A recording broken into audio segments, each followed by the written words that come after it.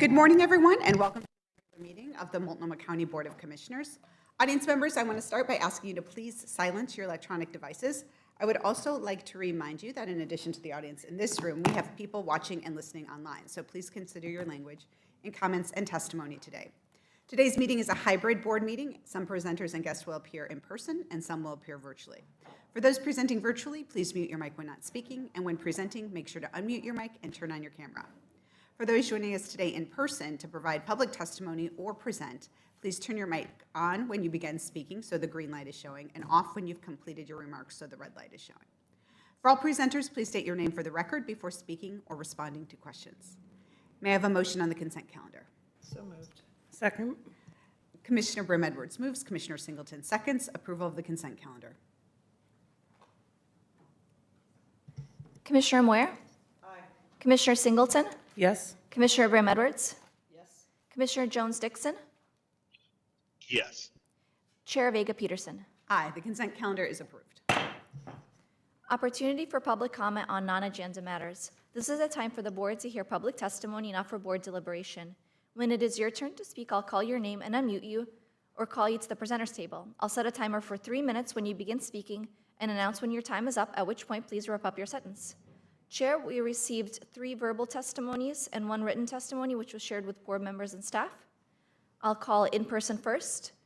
Dion Salazar and Lightning.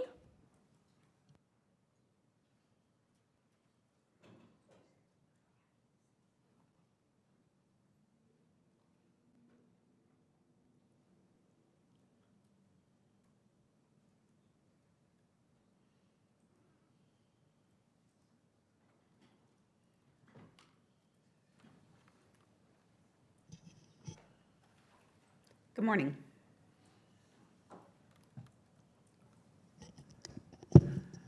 Good morning. My name is Lightning. I represent Lightning Superhumanity X Lab. You had a briefing a couple weeks ago on kind of the aspirations on what some of the new commissioners wanted to do for Multnomah County. One of the biggest concerns I had from that is I didn't hear any of you mention the dogs and the cats and making sure that they're well taken care of, making sure they get adopted, licensed, microchipped, the best veterinarian care that you can get, well taken care of, short time at the Multnomah County Animal Services Shelter, get them into adoption, decrease euthanasia. Didn't hear anything. Again, I label all of you specious. Specious. Now, with that statement being made on developing the new animal hospital, which I will refer it to, I expect to have some very high standards on that new development project. Also, you're saying somewhere around 35,000 square feet. I'm looking more about 50,000 square feet. I'd like the new site to be at the Hanson property. It has approximately 4 acres on 122nd Northeast Gleason. It's a beautiful site, great access to it. Will benefit all the community members in the neighborhood. And again, I want to have a clear understanding from the commissioners, what is the true dog and cat population in Multnomah County?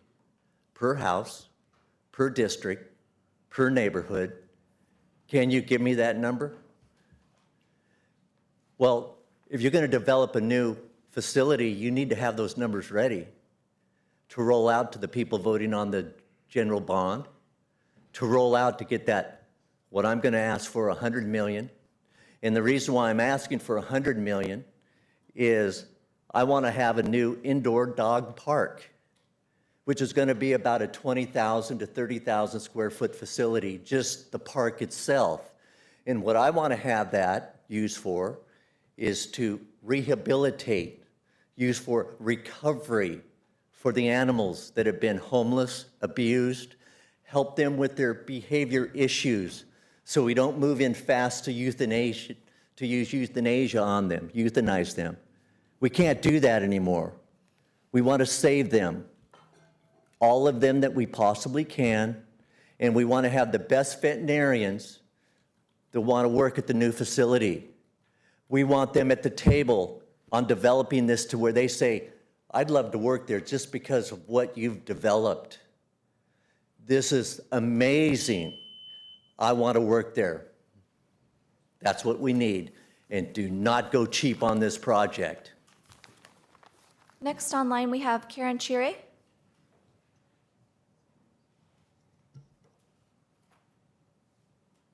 Good morning.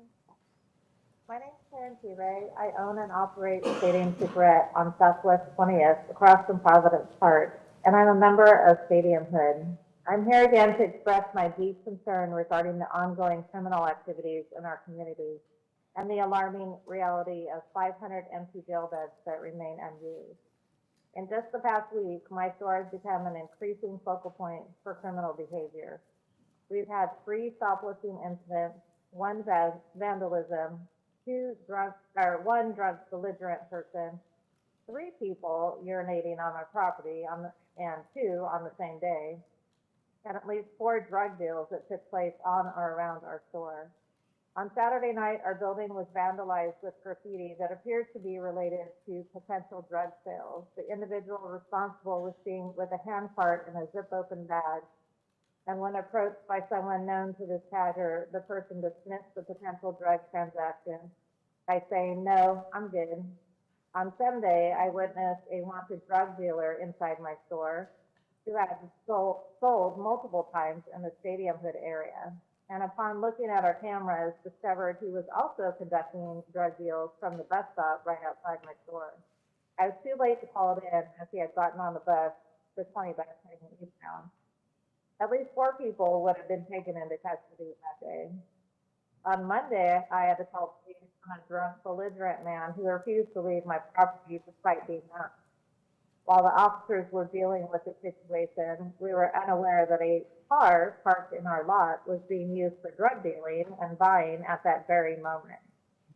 All the people that were coming in and out of the vehicle took off when the first officers arrived for the drug guy, leaving the car empty and still running. We contacted police, and that's when we learned the vehicle was stolen. Police came, took a report, got video of the people, and had the vehicle towed. 6 people would have been taken into custody that day for committing crimes if they had been caught. This demonstrates the urgent need for action and accountability. To add to the distressing pattern, on Tuesday, I witnessed yet another drug deal on my property. I promptly reported it, and thankfully the officers were able to apprehend both the dealer and the buyer. This is a blatant disregard for our community is unacceptable. I ask again, when will these jail beds be open for use? Our neighborhoods are in desperate need of safety and security, and these empty beds represent a missed opportunity to hold criminals accountable. Just my store alone could have housed at least 15 people just in this last week. I'm just one business experiencing these incidents in a week's time. Multiply that by thousands of businesses and neighborhoods, and we have thousands of people needing consequences for their actions. We need your leadership and commitment. Time is up. Thank you.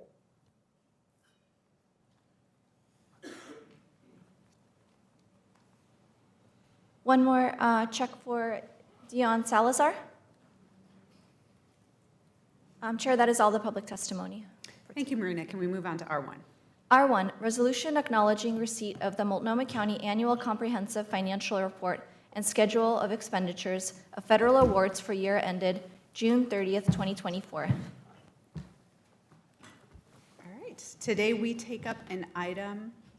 Just a Oh, first wait, and a you second. need a motion. Yes, we have a resolution. moved. Okay, thank you. Second. Commissioner Brim Edwards moves, Commissioner Singleton seconds. Approval of R1. All right, good morning, everyone. So today we take up an item that comes to us every year, which is the county's annual comprehensive financial report. The resolution that is before us acknowledges the receipt of this report, which is for the fiscal year that ended on June 30th, 2024, and accepts the findings within that report. Quality and transparent fiscal practice is such an important value that I carry into making management decisions here at the county. Auditing is an integral part of this work. I look forward to hearing the results presented today by our auditing committee, and thank you for being here today, and thank you for all of the fine work that you've taken on behalf of Multnomah County, and I know we have the full team here today. I'm pleased to welcome up the Multnomah County Audit Committee to begin today's presentation, as well as Eric Ariano. Good morning.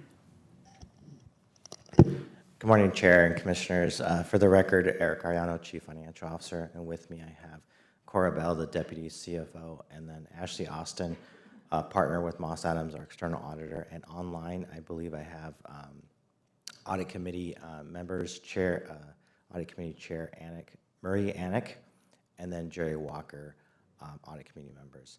And so, as the Chair laid out, today we're here to acknowledge the completion of the annual comprehensive report and the audit report, and we refer to it as the ACFR, and acknowledging the completion, but also accepting the audit report, which its findings.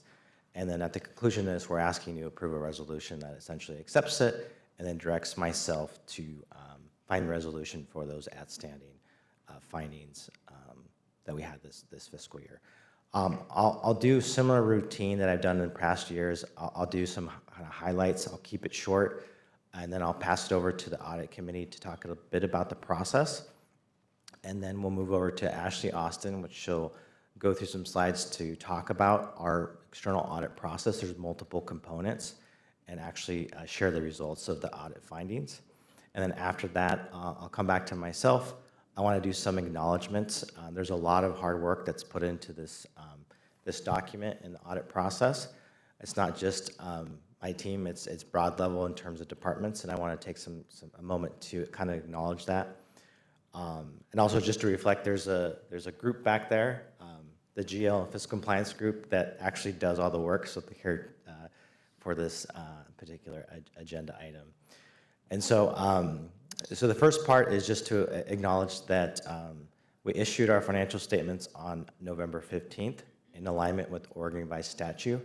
We're required to complete our financial statements and our audit and file that with the state of Oregon by the end of December.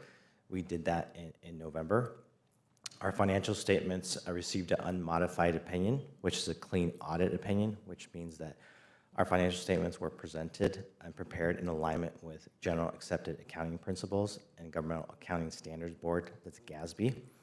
And so, which is a really important thing that we take pride in every year in terms of our effort.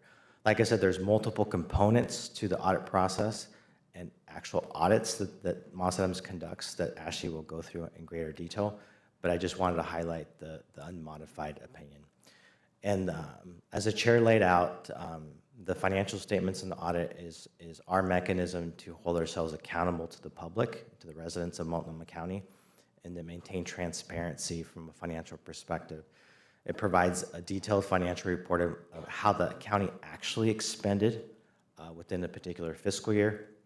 It provides information that allows the reader to assess the financial condition of the organization and to assess whether the county complied with certain external requirements, whether it's federal requirements, state requirements, or even our own internal policy requirements for the organization. Like I said, there's a lot of really good information here in terms of our financial condition for the organization. This is not meant to go through that, like I said, but I always encourage the board to take a look at this document. If you have any questions, we're glad to go through some of the details of that. There's a lot of different bases of the counting, which kind of get confusing, but again, we're glad to go into depth if necessary with those key components. I do want to note too that completing the annual process and having a clean audit opinion is important for us to support, continue to receive outside funding.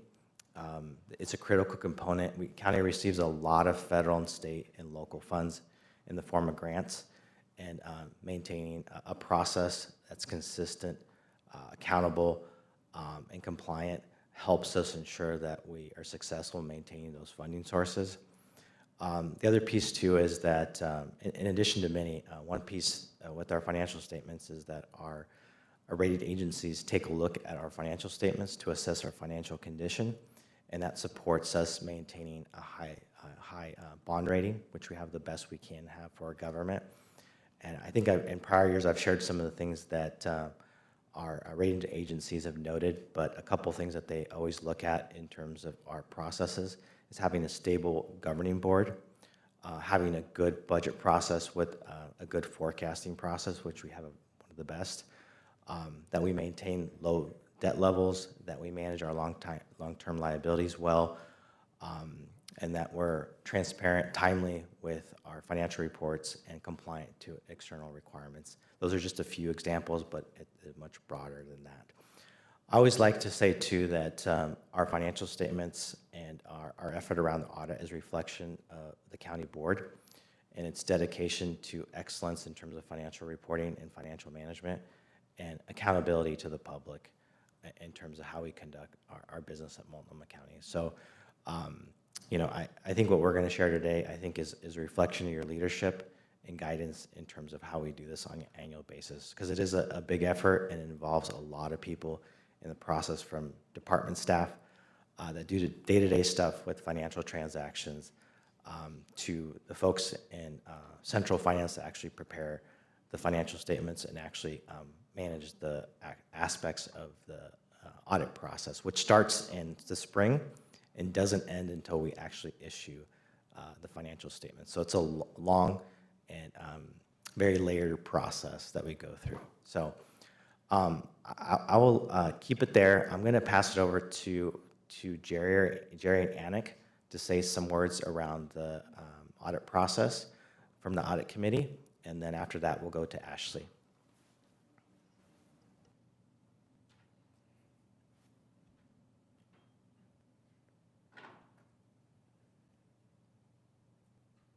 Jerry, I'm going to go ahead and unmute you.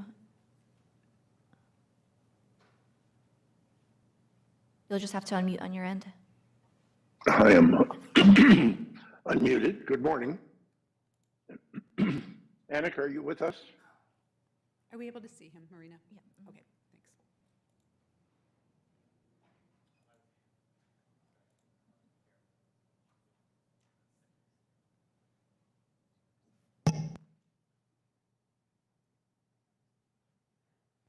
Sorry, Jerry, you're able to speak? Yes, I can. Are you ready for me to proceed? Yes. Thanks, Jerry. Go ahead. Thank you very much. Good morning. I'm Jerry Walker. I'm the vice chair of the audit committee. I am new. This is my first year. And I would like to make just a few remarks on behalf of the audit committee and the work that we've done. Our work began in July of this year with a presentation by the outside auditors of their audit plan for the year, and also a presentation of their ongoing audit of the internal controls of our information technology system. Eric mentioned just a moment ago that the audit starts in the spring. Indeed, it begins with the auditor's review of the IT system, which takes, I've come to understand, most of the summer. Second of all, at that meeting, they committed to a time schedule, which was to deliver the audit by the middle of November.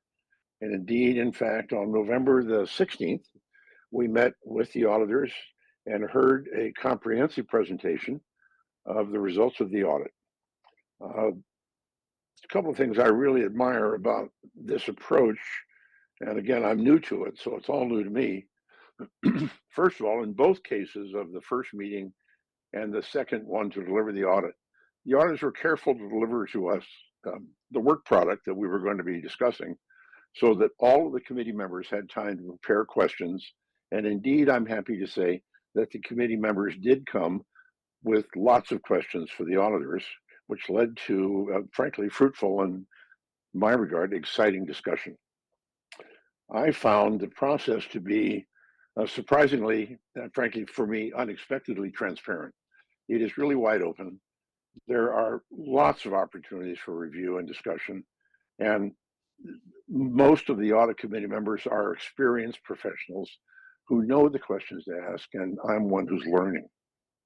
As a result of all of that, I'm not in the least bit hesitant to endorse the recommendation that the CFO made regarding the adoption of the audited financial statements for this year. And with that, unless there are some questions, I will be quiet. Thank you. Thank you so much for your service in the role of the Vice Chair of the Audit Committee, Jerry. We appreciate welcome. hearing from you this morning.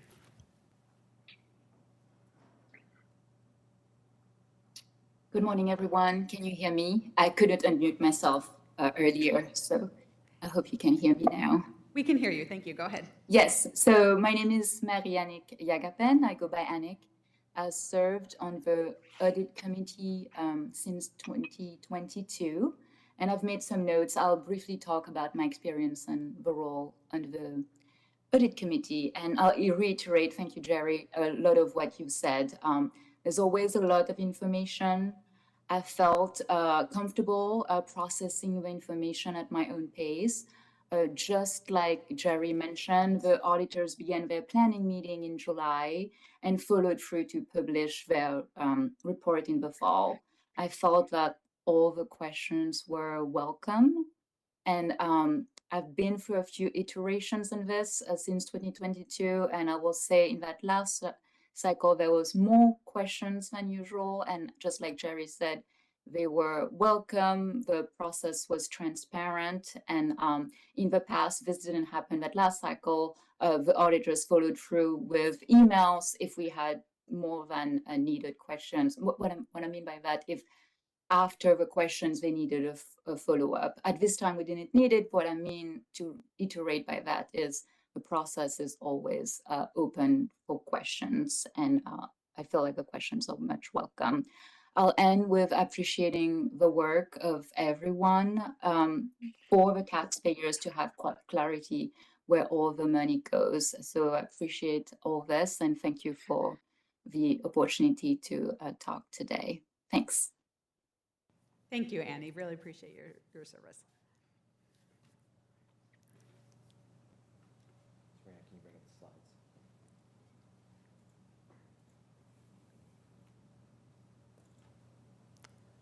Great. And for the record, my name is Ashley Austin. I'm a partner with Moss Adams, your external audit firm, and I'm here to deliver the audit results. As Jerry and Annick both mentioned, we met with the audit committee in November or December to deliver more detailed results. This is a more higher level version of that same presentation. So if you go ahead and go to the next slide, please. We'll go through key service team members who served the county during the year, questions and answers on the audit process that we believe that you as a board would want to know the answers to, and then a high-level version of our required communications of those charged with governance, which was delivered in detail to the audit committee. Go ahead to the next slide. So I served again as the engagement reviewer, meaning I have overall responsibility for signing your opinion. So you'll notice my personal signature on your audit report as required by the Oregon minimum standards. I'm also responsible for supervising the team, making sure that everything gets done on time. Amanda McCleary Moore is a partner in our Medford location. She's served as the concurring review partner, so she's responsible for looking at a few things in our file, challenging biases that we could have as auditors based on our relationship with the client, things like materiality, risk areas, things that we're going to focus on during the year. And she also looks at your financial statements and provides comments, but otherwise doesn't have any sort of relationship with Eric or Cora. Alice Rakiki is a manager in our IT consulting group, and she's responsible for leading the IT compliance work that we do as part of the audit process. And Kelly Jones is a senior manager that helped do delegated engagement reviews, supervision of the team, et cetera. Go to the next slide. So this is structured again, as I mentioned, as questions that we think that you as a board would want to have answers to. So what does an audit of the county really entail? And it's sort of 5 buckets, and we'll start with the first bucket. It's that independent verification of transactions and balances. So we're looking at source documentation, bank statements, invoices. We're verifying account balances with third parties, things like your long-term debt, your cash balances, your investment balances. We perform an analytical review and inquiry over things like revenues and expenses, where we set an independent expectation based on our knowledge of the county in general and the industry overall, asking questions where things don't make sense or where things aren't within our expectation. We also perform substantive testing procedures, which are the show me portion of the audit, where we're looking at invoices and bank statements and things like that. The evaluation of the effectiveness of internal controls, we're looking at those key controls that if they failed, they would result in a material error to the financial statements. Things like the property tax revenue, transaction cycle, financial close and reporting, payroll disbursements, other revenue, intergovernmental revenue. We test certain key controls for operating effectiveness and comment if there are any issues that we identify through our reporting of control weaknesses. Finally, that on this slide, the testing compliance in accordance with federal and also state laws.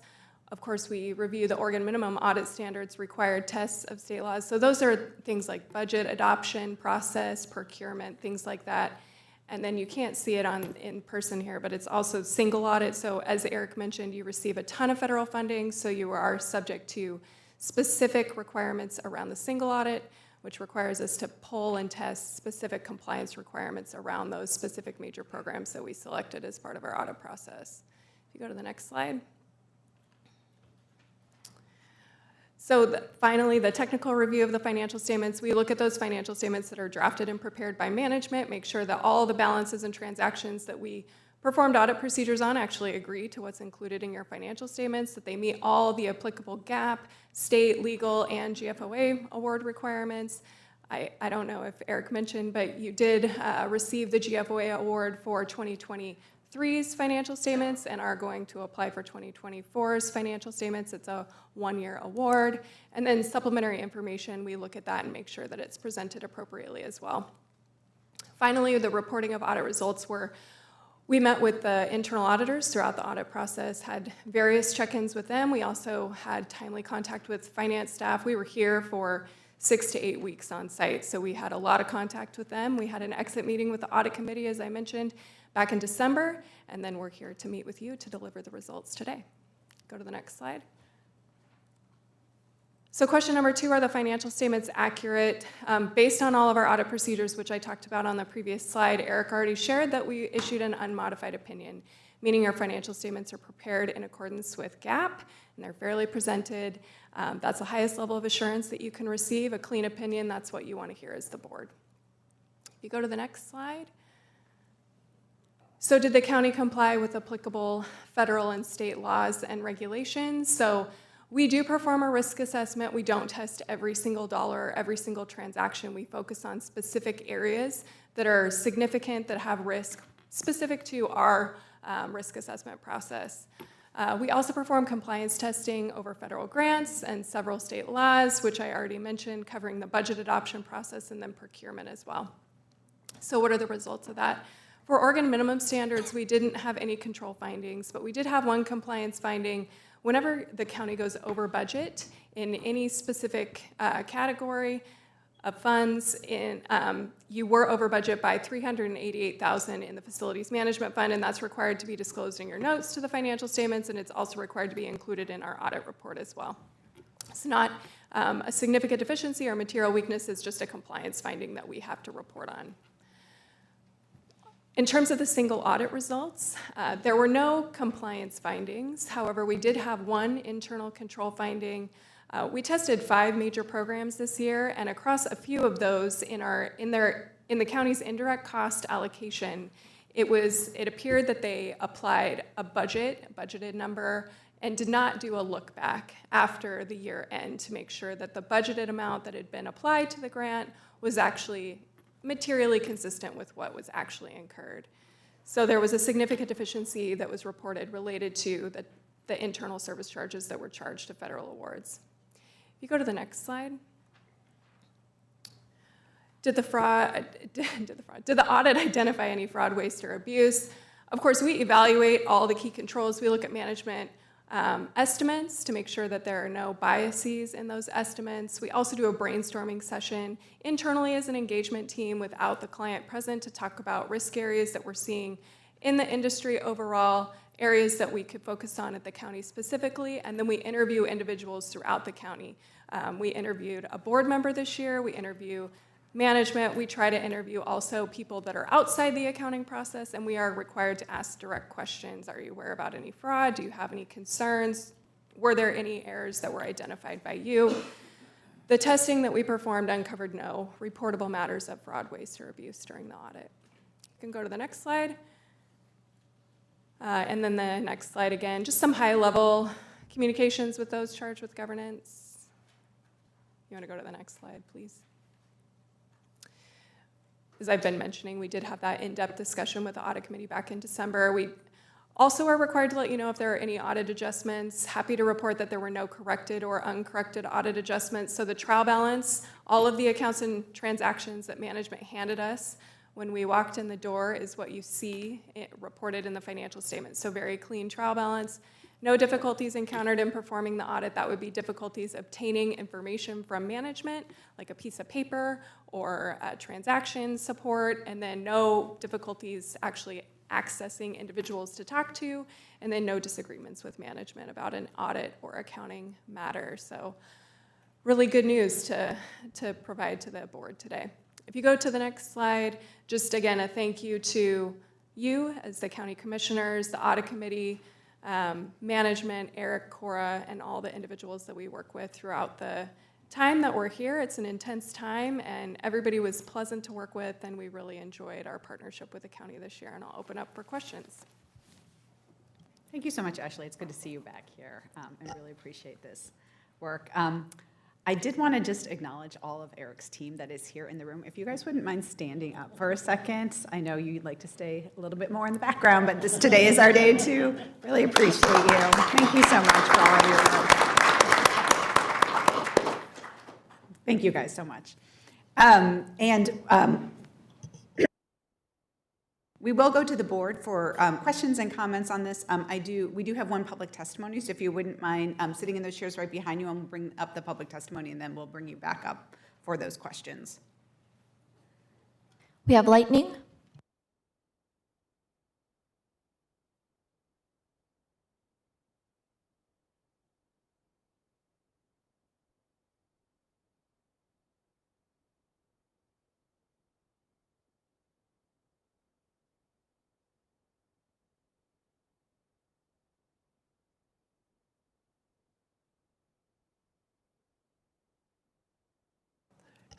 Yes, my name is Lightning. I represent Lightning Super Humanity X.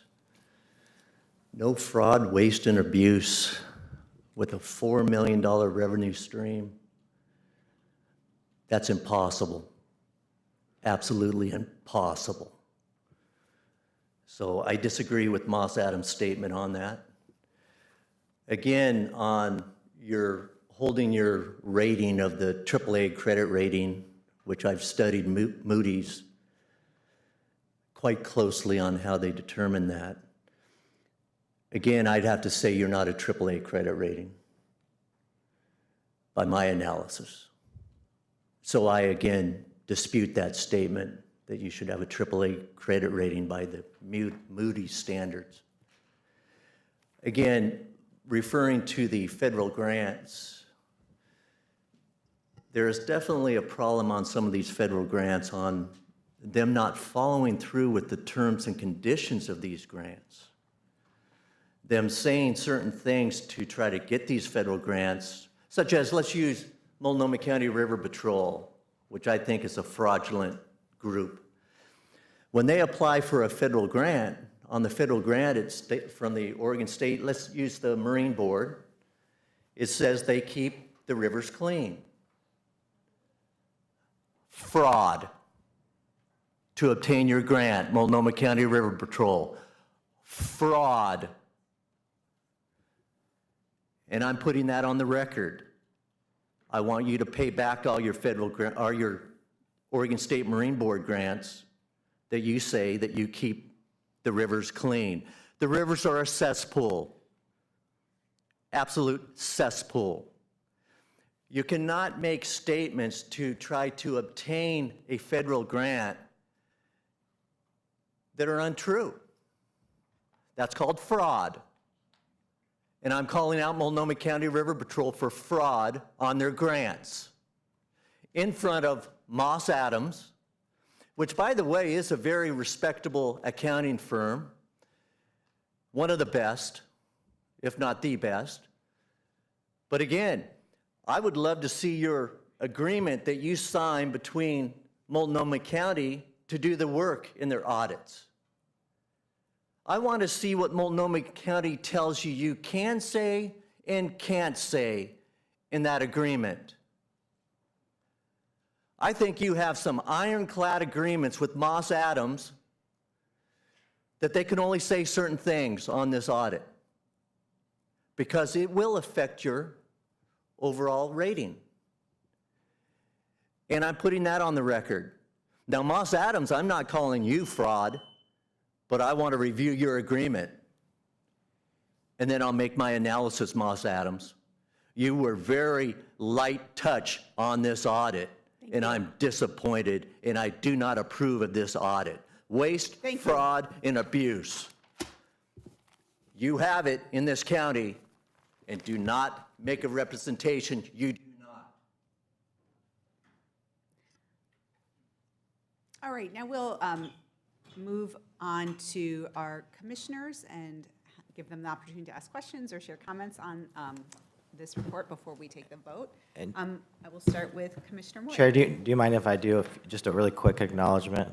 Please, of before, course, My of course. apologies. So, I just wanted to just take a moment, because again, I'll keep it short. Just, there's a, big process that goes along, like I said, where we have a lot of department stakeholders, from staff doing AP to accounts receivable to grants to budget to contracts, that support the whole process. And I want to make sure that I acknowledge their effort in terms of this process and the audit process.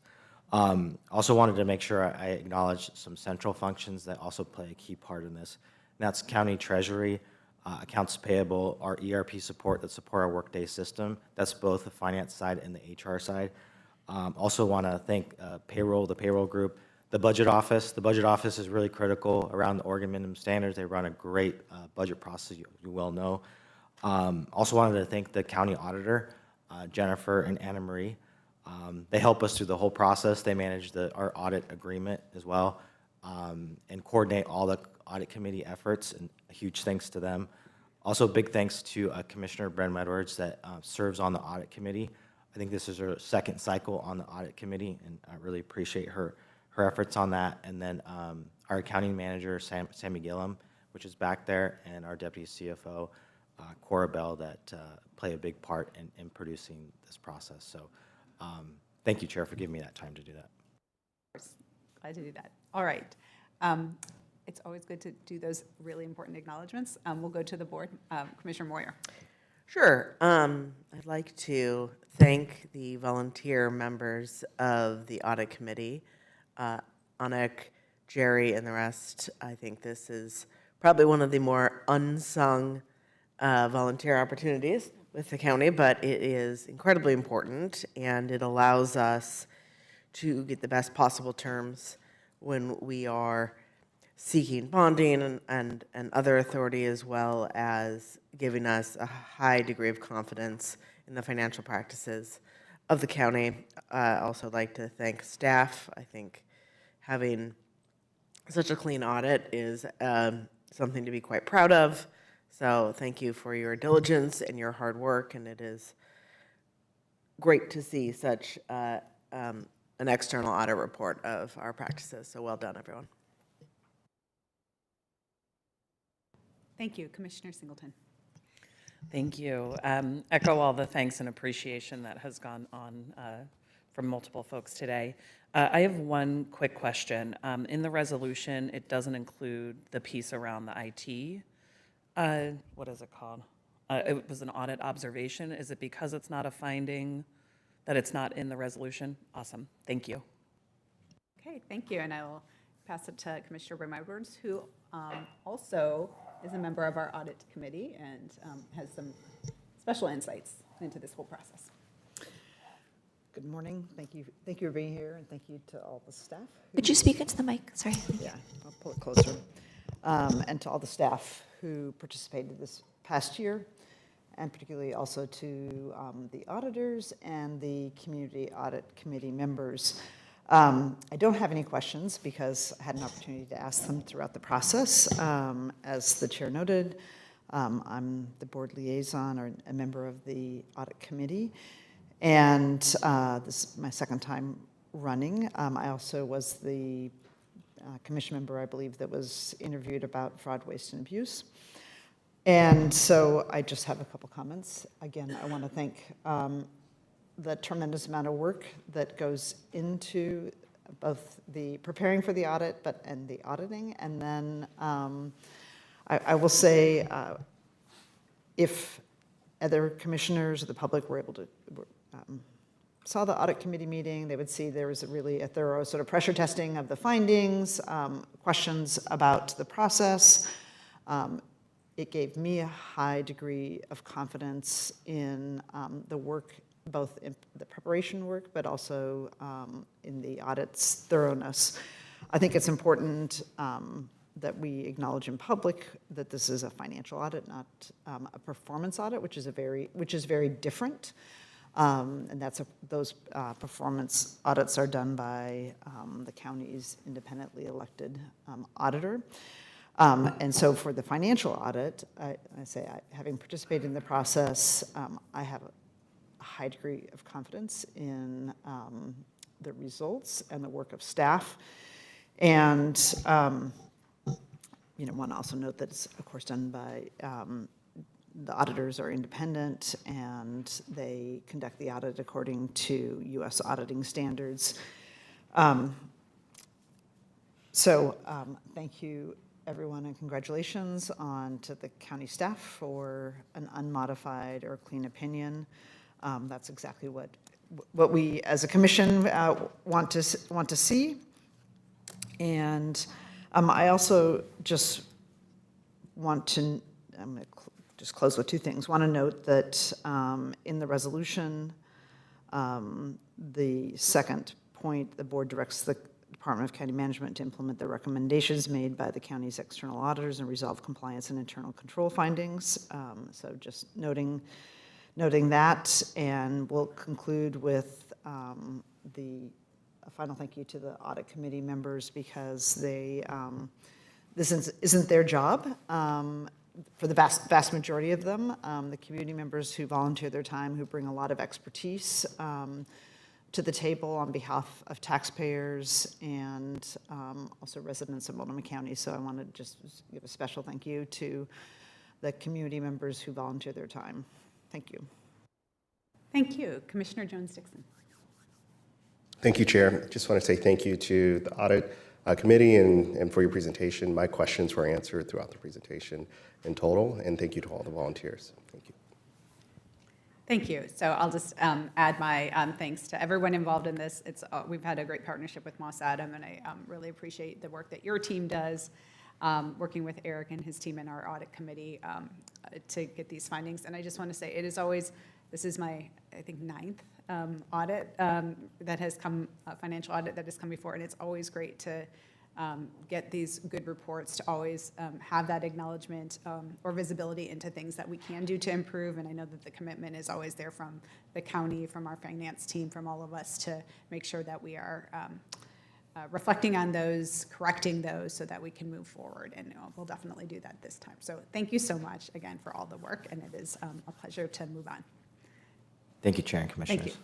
It's a pleasure to move on to the vote. All right, Marina, can we have a roll call vote? Commissioner Moyer? Yes. Commissioner Singleton? Aye. Commissioner Brim Edwards? Yes. Commissioner Jones-Dickson? Yes. Chair Vega Peterson? Aye, the resolution is approved. R2, Budget Modification DCJ 00225, Additional CJC Specialty Court Grant Funding. Can I have a motion? Commissioner Jones-Dickson moves, Commissioner Moyer seconds, approval of R2. For this item, we are welcoming our team from the Department of Community Justice today to present a budget modification for additional grant funding that we've received to run our specialty courts.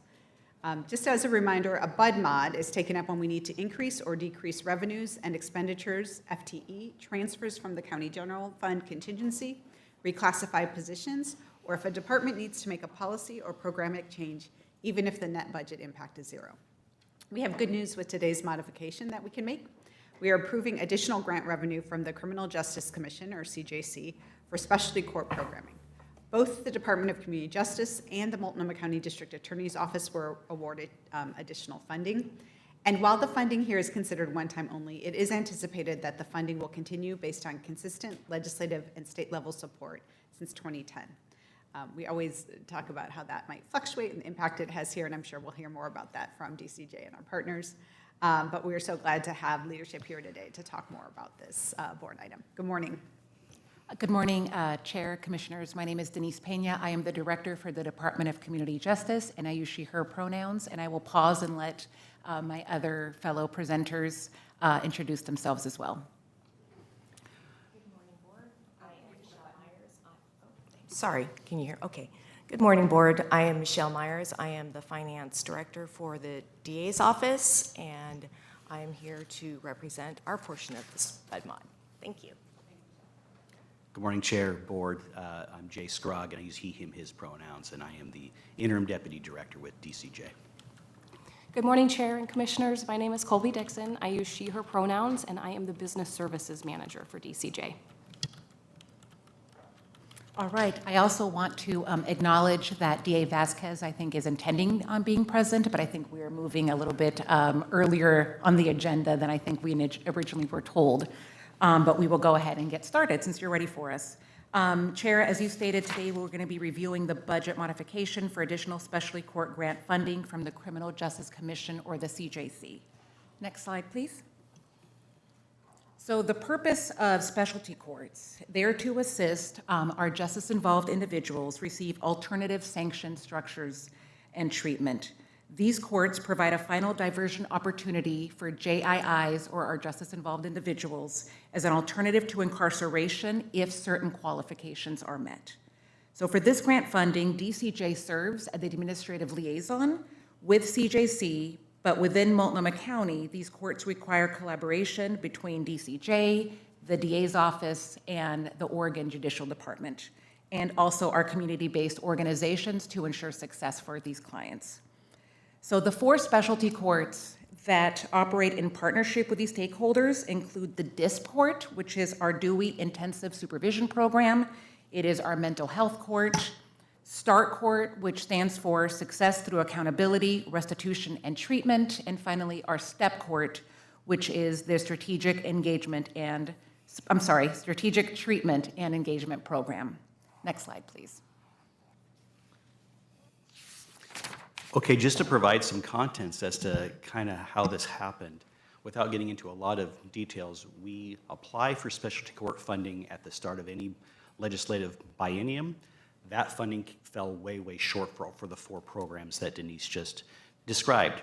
Luckily, at the short session, there was a lot of motivation around House Bill 4002, which we are all very familiar with, but there was a funding bill that came with the passing of 4002, which was House Bill 5024. Within it, not only did it set up funding for 4002, but it also set aside funding for the backfill of what was lost in the specialty court funding. So that got somewhat restored. What was asked of us, which is shown here on this slide, was that all counties were to go back in April-ish, reevaluate your original application from the first biennium, and make up the difference. And so that's what we did here. That's kind of why we're here today. Next slide, please. As you can see, the second tab over, you see the 4 courts that are there. You can see what we asked for. And you can see, if you kind of go to the right, that's kind of what we asked for. And the fiscal year 25 is what we got. What we're asking for is that middle column there. That is what House Bill 5024 funded for us to make up the difference, basically for year 2. Next slide. Just to go into a little bit more detail about what those specialty courts do. DISP Court is a Dewey court, driving under the influence of intoxicants. It's for basically, in Oregon, there's a certain number of DUIs that carry with it an actual felon prison sentence. This is to give them one last shot to divert them from prison and have them participate in that court. Mental health court, if you have a felony that carries with it a prison term, but because of the nature of your crime, we believe that it's a mental health diagnosis. This is an option here to avoid prison to be sentenced there. START is a drug court, similar thing. STEP court is, start court is for any prison-bound case where drug addiction is the main cause. Again, you can not go to prison, join this start court, complete it, and avoid a prison sentence. STEP court is in its third year now. There's a group of the Measure 11 crimes that are called, they're the lesser of the Measure 11 crimes. So some of the Measure 11s that carry with them 70-month sentences, not necessarily the 120-month or the 90-month, but some of those, we feel like after a second look, we could divert that prison sentence, send them to this court, similar concept. So surround the participants with resources, help, support, and therefore avoid a lengthy prison term and avoid the collateral consequences that go with prison for all those folks. I think the last slide, back to Denise. Did you have anything on that? That slide really talked about what we are putting the additional funding to. So you'll see each item, we probably got partial, so you'll see additional funding, so it fixed maybe the shortfall we had. And then there's 2 new funding items there, whereas we did get an additional parole and probation officer for STEP. We typically, I think that's the only one that'll be funded by CJC specifically. We have 2 other ones there right now, so this will make it a third, which will increase our capacity to serve more clients within that court. And then MCDA, so the district's attorney, also got, they weren't funded, but it was asked for a DDA2. So that's the new stuff, but the other additional stuff, we got partial, and so this kind of fixes it so we're right-sized. Thank you. Do you have anything else, Denise?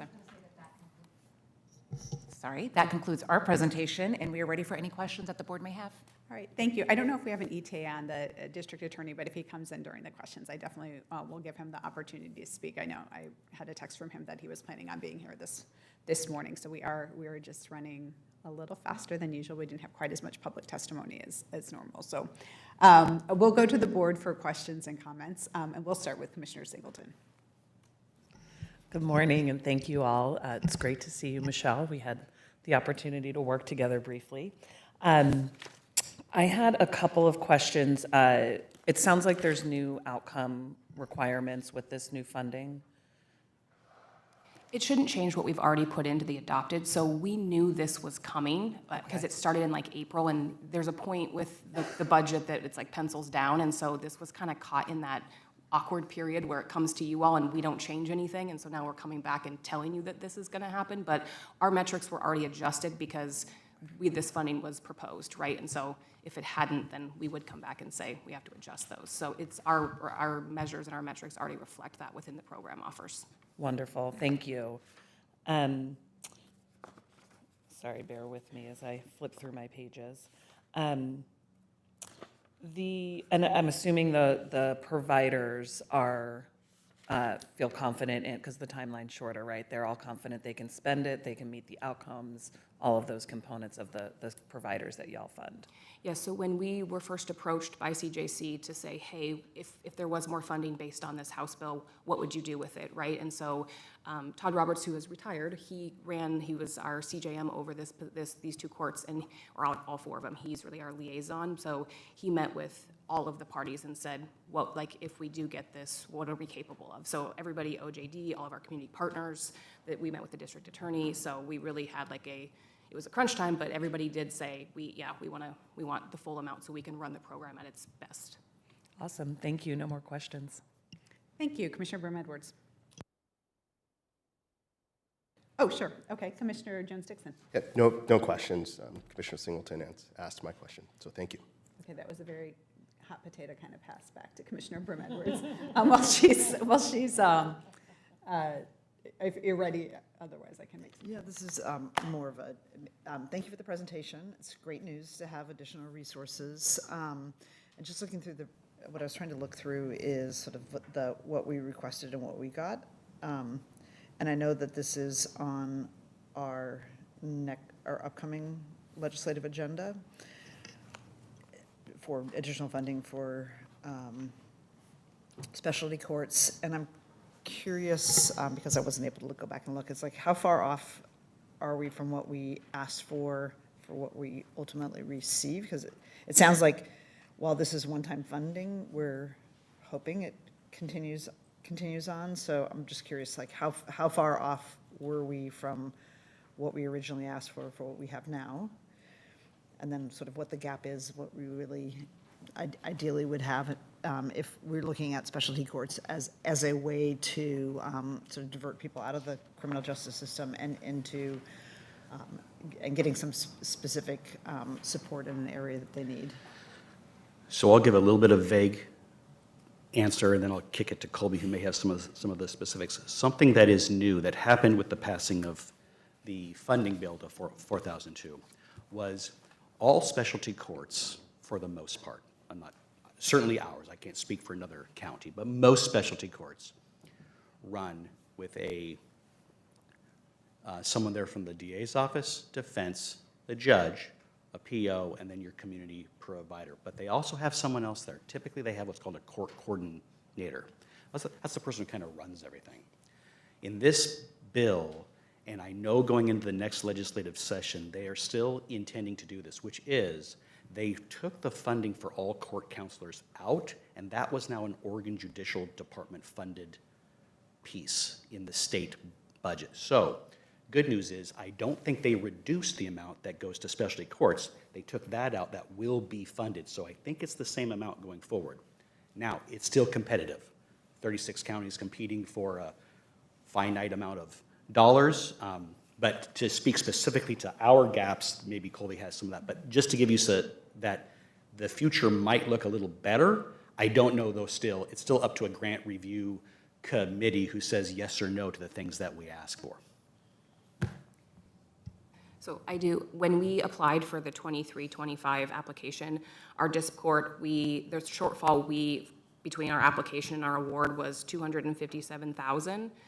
For START, it was $500,000. STEP, it was $1 million. And mental health court was $784,000. So it was significant. I mean, STEP court, I know before Erica retired, had a conversation with the chair about what does this look like, right? Because last year it was pretty dire for us, and like, it's not the best practices model, so I think that is what spurred a lot of this extra funding, because they knew we couldn't operate in the way that is required. And so, yeah, so then they came back and offered this. We didn't ask for everything because it needs to be spent this year, and so it really was, let's just fix year 2. And so I think everything we asked for we got, but it was not those amounts because we can't go back and like bill for like the prior year. So it was really just 25 that we focused on and making sure we could accomplish what we said we could. But I think the hope is that because of this, we'll see consistent funding for 25, 27. So just so I understand, because although I'm not the newest commissioner, I'm still relatively new, that the majority of funding for the specialty courts is just done on a grant basis. So in effect, it could just come and go. And that's how all counties have to operate. So we don't have the predictability of, we know we're going to be able to offer at a certain specialty courts at a certain level. It's very much just predictive on what actually happens during a particular legislative session. And it's generally a 2-year biennium. I'm noticing they're telling us we need to spend this by the end of FY25. So we do have general fund that does supplement. So we typically, because it fluctuates as it has in the past, our parole and probation officers are not funded by the grant because, again, we can't lose like that. And so we could typically move a PO to a different JAI case. And so this grant will actually run out December of 25, so it'll be 26. That it's funky this year. They gave us 2.5, but the new grant is supposed to start 7/1, and so it kind of covers that gap. They'll change supposedly for the 25, 27. It really will be a true 2-year, so it does cause quite a bit of instability. To your question, though, Commissioner, you are correct, though. From the state level, all we will know is what the total dollar amount to be dispersed to all 36 counties will be. How it gets dispersed is up to the grant review committee. A couple ways to look at that. Sometimes you ask for exactly what we have now, and sometimes you think, we really want to grow this and we want more. On the latter, they can just say no. On the former, I think this last session, there was some of our programs that we just asked exactly what we needed, and it got cut, especially with our treatment funding. A lot of it just got slashed. And so that's what hopefully we were trying to negotiate the last days of session towards the end of the regular session. Didn't happen, and we were luckily able to fix it at least for year 2 in the short session. But you are correct. It is basically one time only every 2 years. But we've had 20 years of consistently having many of these things funded, so we think that we can count on them, but by the good grace of the county here, we have been able to supplement some of our shortfalls with general funds. And what's the county's general fund commitment to the specialty courts? That would be the one number I don't have, but I can get that for you. I mean, I think within Start Court, we have 3 POs and only 1 is funded by CJC, and then this will be the first step court funded by it. So typically our positions are general fund. The treatment dollars are all CJC, so they take the hardest impact when it doesn't come through, and that's a key piece of these models. And so that's typically where, because DCJ has those contracts, that's typically where we have to come and have conversations about how do we support them, because our personnel is covered, but not the treatment piece of it. So I can get that for you, though. Yeah, I'd appreciate that. So I don't have any other questions, but I guess just like setting up for the legislative session, knowing how much we put in, and then I'm glad to hear that we make the full ask, even if they don't give it to us, because I was thinking, nobody gets up in the morning and thinks, I got to send Multnomah County more money than they asked for. So I appreciate that we have asked for what we need, and I think the fact that we have an investment in it puts us in a stronger position. So hopefully we'll be able to advocate successfully for that. And look, I asked enough questions long enough that the district attorney shut up. So I will hand my questions back, although I guess I will reserve that I might have a question for the district attorney based on the presentation. Great, thank you. And I will say, appreciate the line of questioning. So these grants are some of the grants that our LPSC, our Local Public Safety Coordinating Council, approves as they're submitted to the state. So back in early 2023, the grants came before the board. So there was a lot of, or before LPSC to for their approval. And we had an update in the October 2023 meeting of what the county actually received. So there was a total state funding available of $19.1 million. There were $28.7 million of grant requests statewide.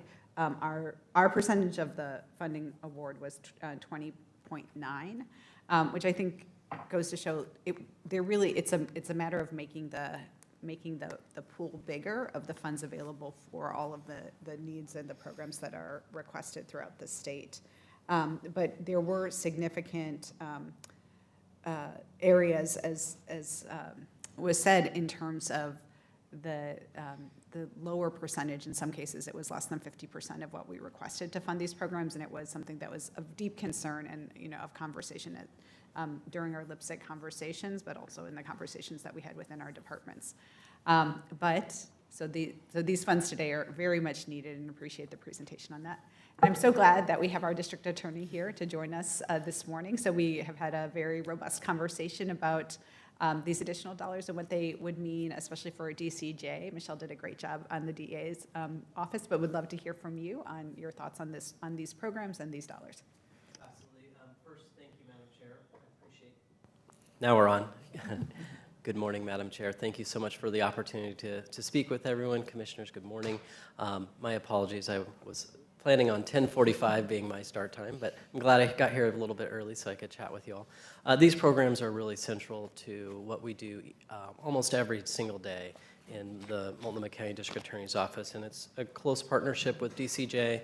These specialty courts really allow us to give the tools to individuals to get them out of the criminal justice system, and it's an opportunity for us to really have a very positive impact on the community as we are working with individuals that may be struggling with substance abuse disorder and various other life issues, but it's a way to actually do some intensive supervision, certainly have accountability, but in that really kind of find a way to guide them into healthy living in our community. And these programs are vital for that. We actually processed really thousands of cases through these programs, and it is, they actually do a lot to prevent individuals from going into the Department of Corrections and keep them in our community and give us an opportunity to really work with them on some of their life challenges as we really strive to get them back to a really healthy place. Thank you so much. All right. Did that prompt any more questions? No, I'd just say I appreciate your office's advocacy for it and hope that, I know the county commission has this on our legislative agenda, and hope that your office does as well, because I think it's powerful to have both the commission and the DA's office in support of fuller funding. Great. And you obviously can speak to the value of the courts as a way to divert people from the criminal justice system, so yes, looking hopefully forward to you'll that. be there in Salem with us. Yes, that is the plan. All right, thank you. And I believe Commissioner Singleton has another follow-up.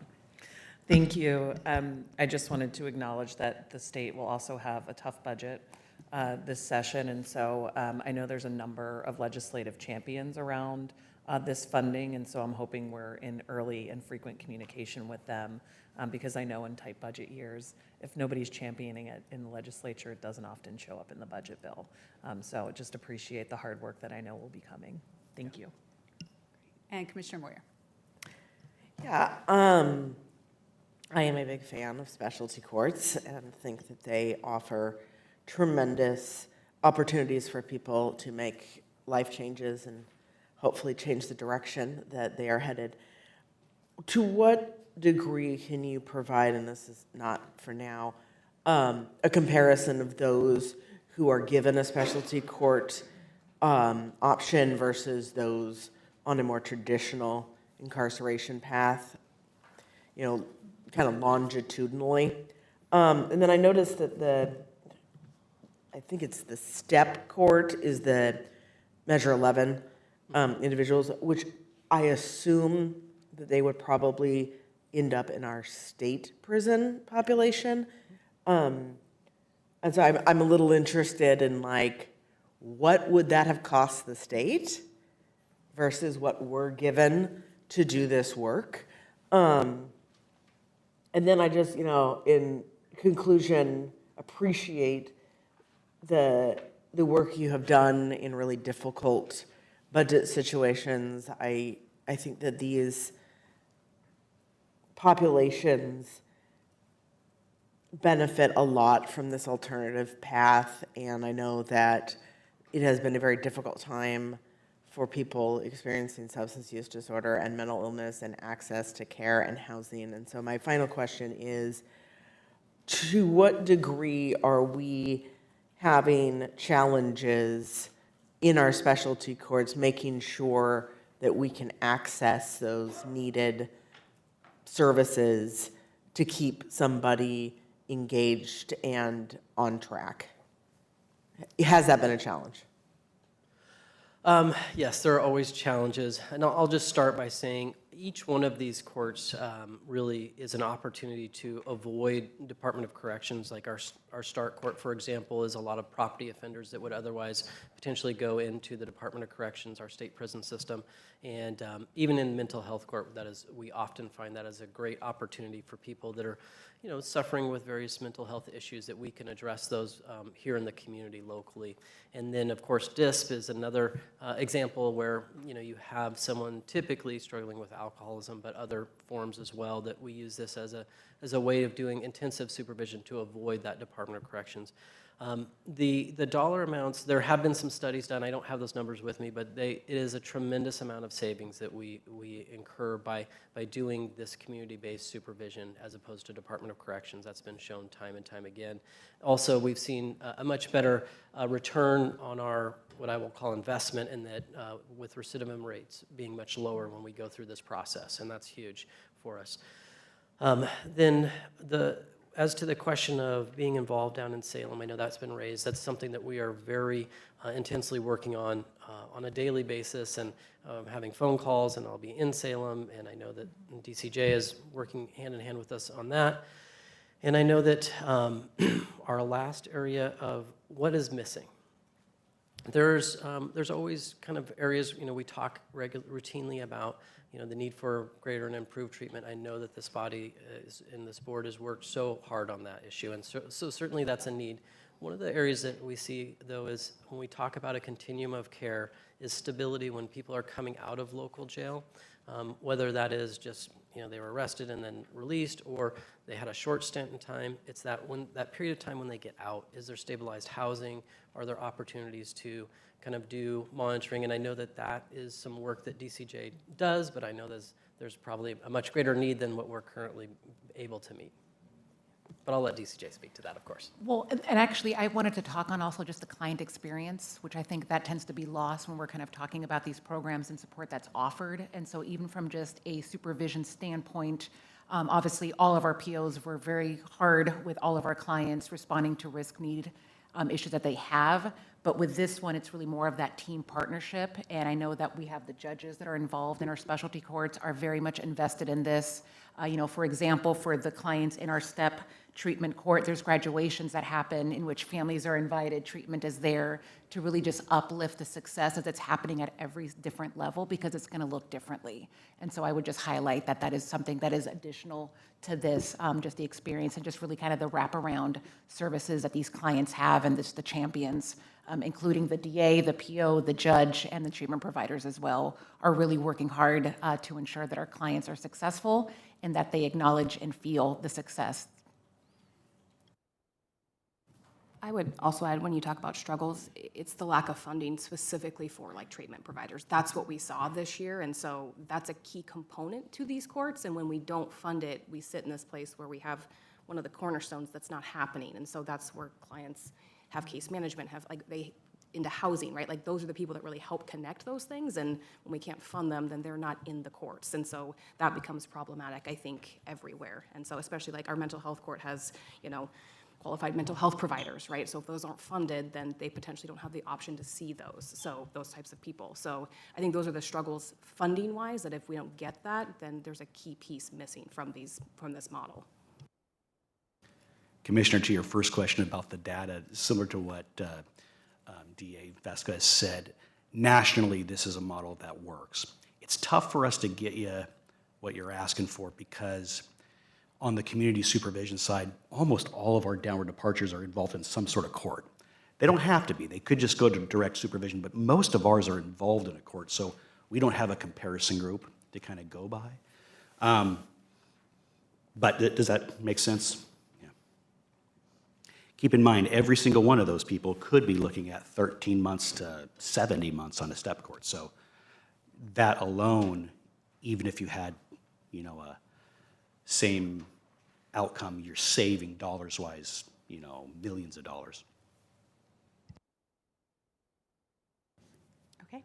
Well, thank you so much. I appreciate you all of you being here. It is really great that we have this funding to be able to fully fund the work that we want to do for the rest of the year. And we know we have a big challenge in front of us as as the legislature is now in the start of the long legislative session, where decisions about these specialty courts, their funding, are going to be made.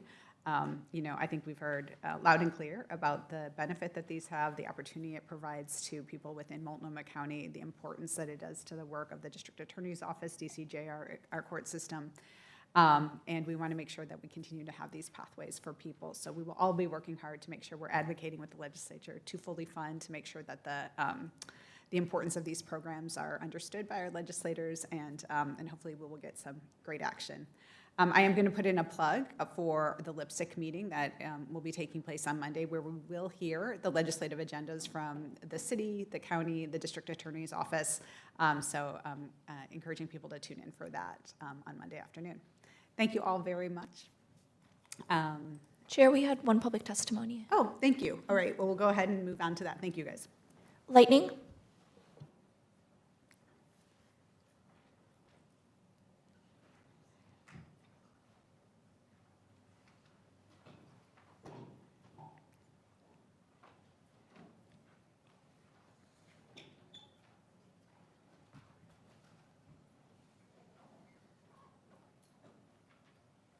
Yes, my name is Lightning. I represent Lightning Super Humanity X. One of the things I wanted to have emphasized again is on recidivism. From using the specialty courts or going through the traditional court route, I'd really like to have some extensive data on that. And why I want to have that extensive data done is to show the cost benefits of the specialty courts to where they can obtain additional funding if the results really look good. But I need to see that data before I can really say go that direction. And again, it sounds to me like it's very positive and the results are positive, but do we have that data, and has that been provided to the public for the public to step in and offer more support for the money in the grants? So again, I approve this, and I just look for more data. I'd like to have more data to make a more reasonable assessment and offer my opinion on this in a more reasonable manner produced by the data. Thank you. Thank you. All right, Marina, I think we're ready for a roll call vote. Commissioner Moyer? Yes. Commissioner Singleton? Yes. Commissioner Brim Edwards? Yes. Commissioner Jones-Dixon? Yes. Chair Vega Peterson? Aye, the budget modification is approved. R3, winter preparedness and severe weather shelter activations. All right, this is one we do not need a motion in a second on. So I'm so glad we're having this presentation for our board today. Careful monitoring of severe weather and making sure that we have the adequate preparations is always going to be one of Multnomah County's biggest priorities. With so many new members of our board coming in, and during our most likely time for severe weather events, I wanted to be sure that this briefing came quickly so that your offices could be aware of and prepared for what's likely to come before the end of winter. I also wanted to say a few words about jurisdictional partnership in this space, especially with the City of Portland. One of the reasons we were able to deliver 200 overnight shelter beds for people sleeping unsheltered earlier this month in partnership with Mayor Wilson was because of his commitment to ensuring that the City of Portland will be a strong partner in our severe weather response. So I'm pleased that we are aligning on ensuring the safety and support of our most vulnerable residents when they need it the most. The city and the county have partnered historically for years on our community's severe weather response, in part because during severe weather events, the need for shelter becomes even more critical. For many, we know that shelter is the difference between life and death. In recognition of the need for good partnership, as well as the stated commitment to ensuring that the City of Portland is the best partner it can be during these events, I've requested the following from the city to meet the needs of our residents. One, that the city will assist whenever possible to support transportation needs during severe weather events. Two, that the city will open staffing recruitment at the same time as the county, so we make sure that we can be prepared and have adequate staffing for these events.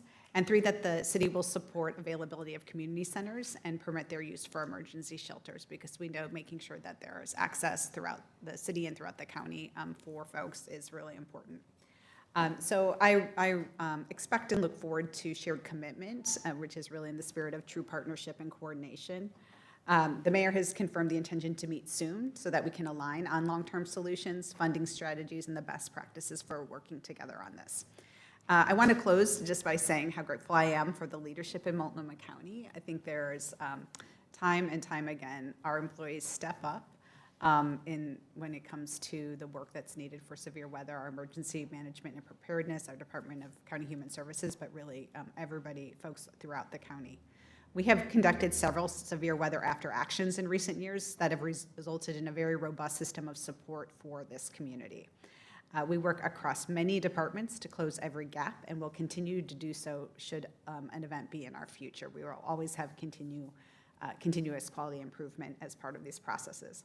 I want to thank our Director of Emergency Management, Chris Voss, and Deputy Director of DCHS, Rachel Perrell, who are here today, both of them who are excellent leaders in this space and in this work, for sharing the spotlight for today's presentation. So really invite you to welcome you and invite you to continue the presentation. So thank you for being here. Well, first, I think we'll just introduce ourselves. Chris Voss, Director of Emergency Management for Multnomah County. Rachel Pearl, I use she, her pronouns. I'm the Deputy Director for Department of County Human Services. Great. And I do want to first acknowledge that Rachel and I sometimes are the face of this program, as well as Anna Plum over there, who I tried to coax up to the dais but was unsuccessful. There are also a lot of other people that are key to this program, and we're going to try to keep this really brief as we recognize that we're stewards of a program that is much, much larger than ourselves. But before we go too far, if we can go to just sort of next slide. I do represent a pretty small office, and an office that is very, very active, and I did want to just acknowledge that about 10 days ago, we actually lost one of our employees, Jeff Washington. This was last month, him celebrating over 30 years with the county in this room, and it's hit our team pretty hard. And while we're off in the face, I think of Jeff often as the heart.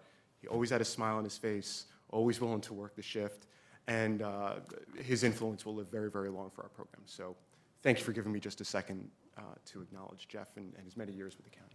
Thanks, Chris. Next slide. Try to collect myself for a second. Here's where we get to sort of the next one. I am steward of this program, and we do have plans and processes. We sort of acknowledge that every year we update a SOP that supports severe weather. But that SOP is really built on a lot of things. It's built on the after actions that we do every year, the training that we do every year, the meetings that we have with all of our key partners every year. As well as every year we have a severe weather event before each season where we get together with all those key partners and walk through those assumptions. So I just wanted to also let you know that I think in this world, while I'm often judged, and we're all often judged about how well we could follow a plan, I think sometimes when it comes to severe weather, it's also just as important to be judged about when we need to alter and/or be flexible, because that plan doesn't support every type of event that we need. And so that learning process and being flexible is also core to our program. Next slide. So I want to talk, this is probably the question I get the most about our thresholds that we have in the county. And I wanted to first acknowledge, and I won't read through everyone, like a lot of people here is like, oh, if it's 25 degrees, then we activate it. And even in this case here, we've been dealing with sort of kind of a longer cold spell as of late. And I wanted people to know that one of the most important thresholds that we also include is that flexibility piece. You could see on the bottom where we mentioned specifically the COO and/or their designee may consider other conditions or circumstances during a severe weather event that could increase that risk to the community. I'm going to go over just some of those things that we think are sort of important. And while we look at things like precipitation, we also look at things like fluctuations. That's fluctuation during the day, but also is there a really significant fluctuation where we just went from a week of 60 degrees and then we see 30 degrees because we know that there's a health impact there. We look at gradients across the county. This is actually a really interesting event, and one of the few events where if you would have looked at the temperatures this morning, it was actually warmer in Corbett at 9:15 than it was at PDX. It was warmer in the Troutdale Airport, actually about 4 degrees warmer in Troutdale and parts of Gresham than it was actually in PDX. So we keep track of those gradients across the county. We kind of monitor them as well. While we use PDX as the primary location that we are looking at sort of temperatures, we also are not lost in the fact that the county's bigger than PDX as well, and sometimes we need to take into consideration. We look at ED visits. For the last few days, ED visits have actually been elevated. We also track 911 calls. 911 calls and actually EMS transports for cold have actually been pretty normal, so we haven't quite seen that increase during the course of this event. We'll look at everything from air quality, wind chill, daytime highs, 211 data. So during a course event, we're always keeping track of this. And last Friday, even though we knew that we weren't quite at threshold, we actually scheduled a call with all of our partners. Because while I'm a steward and I may gather some of this data, there are a lot of people that have a lot more data than I have, and I want to make sure that we also hear from them, as well as provide the most relevant information to the chair and the COO so they can make sort of informed decisions during these events. So, like I said, I'm a steward here. There's a lot of bits of information, and we try to sort of monitor them all. We're actually having another call tomorrow morning as well, just to make sure that we're continuing to touch base and we haven't seen anything really significant that we should know about that might alter our decision making. So why don't we go to the next slide.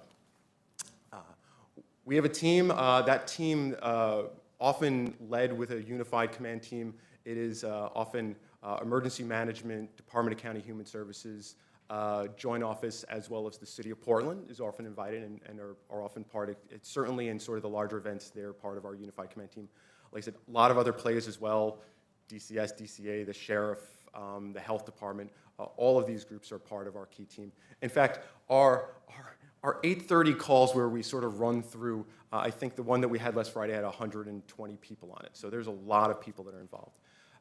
I do want to let you know we do oversee in the sort of program if we start to see snow and it impacts sort of government operations as well, where we often will have a call at 5 o'clock in the morning and make a decision within 30 minutes whether we've got to close government and or to delay openings. And I put typical time because that's when we would typically have it if we know your forecast. But some of you probably remember the event just not too long ago where we were expecting 0.3 inches of snow and then we got 11 inches of snow, where we had to do a really quick call, said, hey, we're not sure, the roads are starting to be impacted, we need to make a decision now. So we can sometimes do those calls really, really quick if we need to. And the other thing I want to mention that's also important to this key team is that we're also trying to be better. And so I want to mention about one significant change that we made last year to this year. And some of you probably saw it a little bit during the summer. The last January event, we were not lost on the last day and how the last day of sort of when we were closing shelters and how that played out. So we have made a commitment to staff through events. It's very hard when you have 1,350 people in a location and not staffing, and then we're thinking a forecast is going to happen and maybe we're still seeing icier conditions we want to sort of pull those staff in. So what we've committed to is when we're recruiting staff is to staff through an event, so just in case we don't see the forecast that the National Weather Service says we're going to have, that we have a little bit more flexibility in our decision making. You saw that in the summer, you will continue to see it in the winter, and I think one of our most significant lessons learned from last year to this year. Next slide. And I'll move pretty quick through this. Emergency management, Department of County Human Services folks, we are always thinking about how we could do locations better. And a lot of times you hear me about people, places, and stuff. So when it comes to places, we actually have a few ways we approach this. We do rent some locations long-term, when I say, I'm sorry, short-term, for 3 months or 3.5 months during the course of the winter. That's often sort of a base for us. We have a lot of organizations we've got temporary agreements with. If you were in one of our shelters last year, you probably saw like Ascension Church and Freedom Foursquare. There's a lot of locations we have agreements with. And then we also work with governmental partners, city rec centers. We also used a state facility last year during the January event. So we're reaching out to those organizations as well. Our goal is when we're open is not to turn anybody away. And I'm really, really happy to have been part of this program for years and to see us stretch and find ways to really do that, even though last year we were losing facilities because of power, losing facilities because of pipe breaks. We didn't turn anybody away, and that really very, very proud. I also want to acknowledge that while this is the core, there are also programs that there were 200 hotel beds that were also used for people and organizations to help support this program too, for that maybe a shelter location, a congregate shelter location wasn't the ideal scenario for them. Next slide. We planned for 1,300. You probably heard me say 1,356 last year. So that's our number. We can go over that. We can stretch some of these locations, but what we planned for 1,300. Some of the changes this year, Cook, we've expanded capabilities where we know we could put more folks, although we will lose Cook at the end of the year, and that's true of a lot of our locations as they rotate into sort of more full-time use. We know and understand that. MCE, we've expanded. Like I said, we have 3 locations that are on contract with us, sort of short-term leases just over the course of the winter, and continue to work with a lot of those external partners. And people see those places. I think last year we did over 2,000 resource request deliveries as well that we supported shelter. So this is a big, big operation. Over the course of last year, we sorted a lot of permits in from security to transportation, and really, really glad to see that this program evolved more so than just people. It's also that foundation that allows us to sort of support it, where the transportation organization alone, we transport, I think, over 400 people just during January to shelters that couldn't get there via other means. And I think that that's important. And that's, for us, is sort of making it easier for people to find the necessary support that they need during this cold spell. So I'm going to hand it off to Rachel. Thanks, Chris. Good morning. Good morning, Chair. Good morning, Commissioners. Again, my name is Rachel Pearl, she, her pronouns, Deputy Director for Department of County Human Services. Always grateful to be up here with one of my favorite colleagues, Chris Voss. We get to spend, lots of 24-hour events together, and yeah, we're still okay, so that's good. As you know, this is not a year-round program. We also don't get to pick a date when this is going to happen and plan for it. Although we do know that severe weather loves a 3-day weekend or a holiday, so we kind of think about that when we're trying to plan. Somehow that happens frequently, or Valentine's Day, sometimes that happens too. So it's just difficult for us when we're thinking about that and trying to pull things together at the last minute. So if you can go to the next slide, please. We do what's called planning assumptions when we're thinking about what we need to prepare for, and some of what Chris already spoke to around locations, bed counts, trying to think about how much space do we need. We're really looking at what happened last year, and what we've seen is an increase every year in terms of the number of folks who utilize these emergency shelters. So we're kind of planning for, okay, we got to, we planned for 1,300 last year, we got to 1,356. We kind of looked at that in partnership with our colleagues at the Joint Office and MCM and the Health Department as well, thinking about what we should plan for in this year. So we're looking at 1,400 beds for this year with that kind of continuous ticking up of the number of folks who are using that. So we're also, another consideration is there's a distinct difference if we are just providing overnights or if we're going to 24 hours. And a lot of that decision is in relation to the thresholds that Chris mentioned, but that changes kind of the trajectory of an activation for us. So if we're not closing during the day, then we often see the numbers tick up a little bit quicker, and we sort of have more folks that end up being in those spaces towards the end of those activations. So that's a consideration. Obviously, in the summertime, we're looking at daytime hours that are the highest risk, and during the winter, it's overnights, but sometimes we do have to stay open for 24 hours. So those are considerations as well. So we're looking for patterns. We're really trying to figure out how we can best plan for staffing ratios as well in the spaces that we have. So we also don't just get to say, oh, we want a facility that can have 200 folks within it. We kind of have to navigate based on what's available to us and what makes the most sense. And we've been moving towards wanting sort of medium to large sites because we had 14 sites last winter, and that's really difficult to manage from sort of a temporary shelter perspective. It's difficult to manage from an oversight perspective and trying to make sure everyone is safe and all things are operating smoothly from a supplies, logistics, staffing perspective. So every time we grow a number of sites, we have to kind of have that many more people available to manage those sites. So that's really important to consider. Oh, there's a note here that I'm supposed to say how great Chris Voss is, because he printed out my notes for me, so just wanted to make sure. He is great, so it's not untrue. But in terms of planning, we also, those sort of situations that happened to us last year with pipes bursting, flooding, power outages, so we're always thinking about what do we do in the case of that situation? How would we relocate folks? We also oftentimes have a particular site that fills up faster than others, and so thinking about rebalancing and making sure that we sort of have plans in place to be able to move folks to locations that have more space available. And then staffing, making sure that we have enough staff available for all of those sites. So that also is just a factor when you think about what happened last January.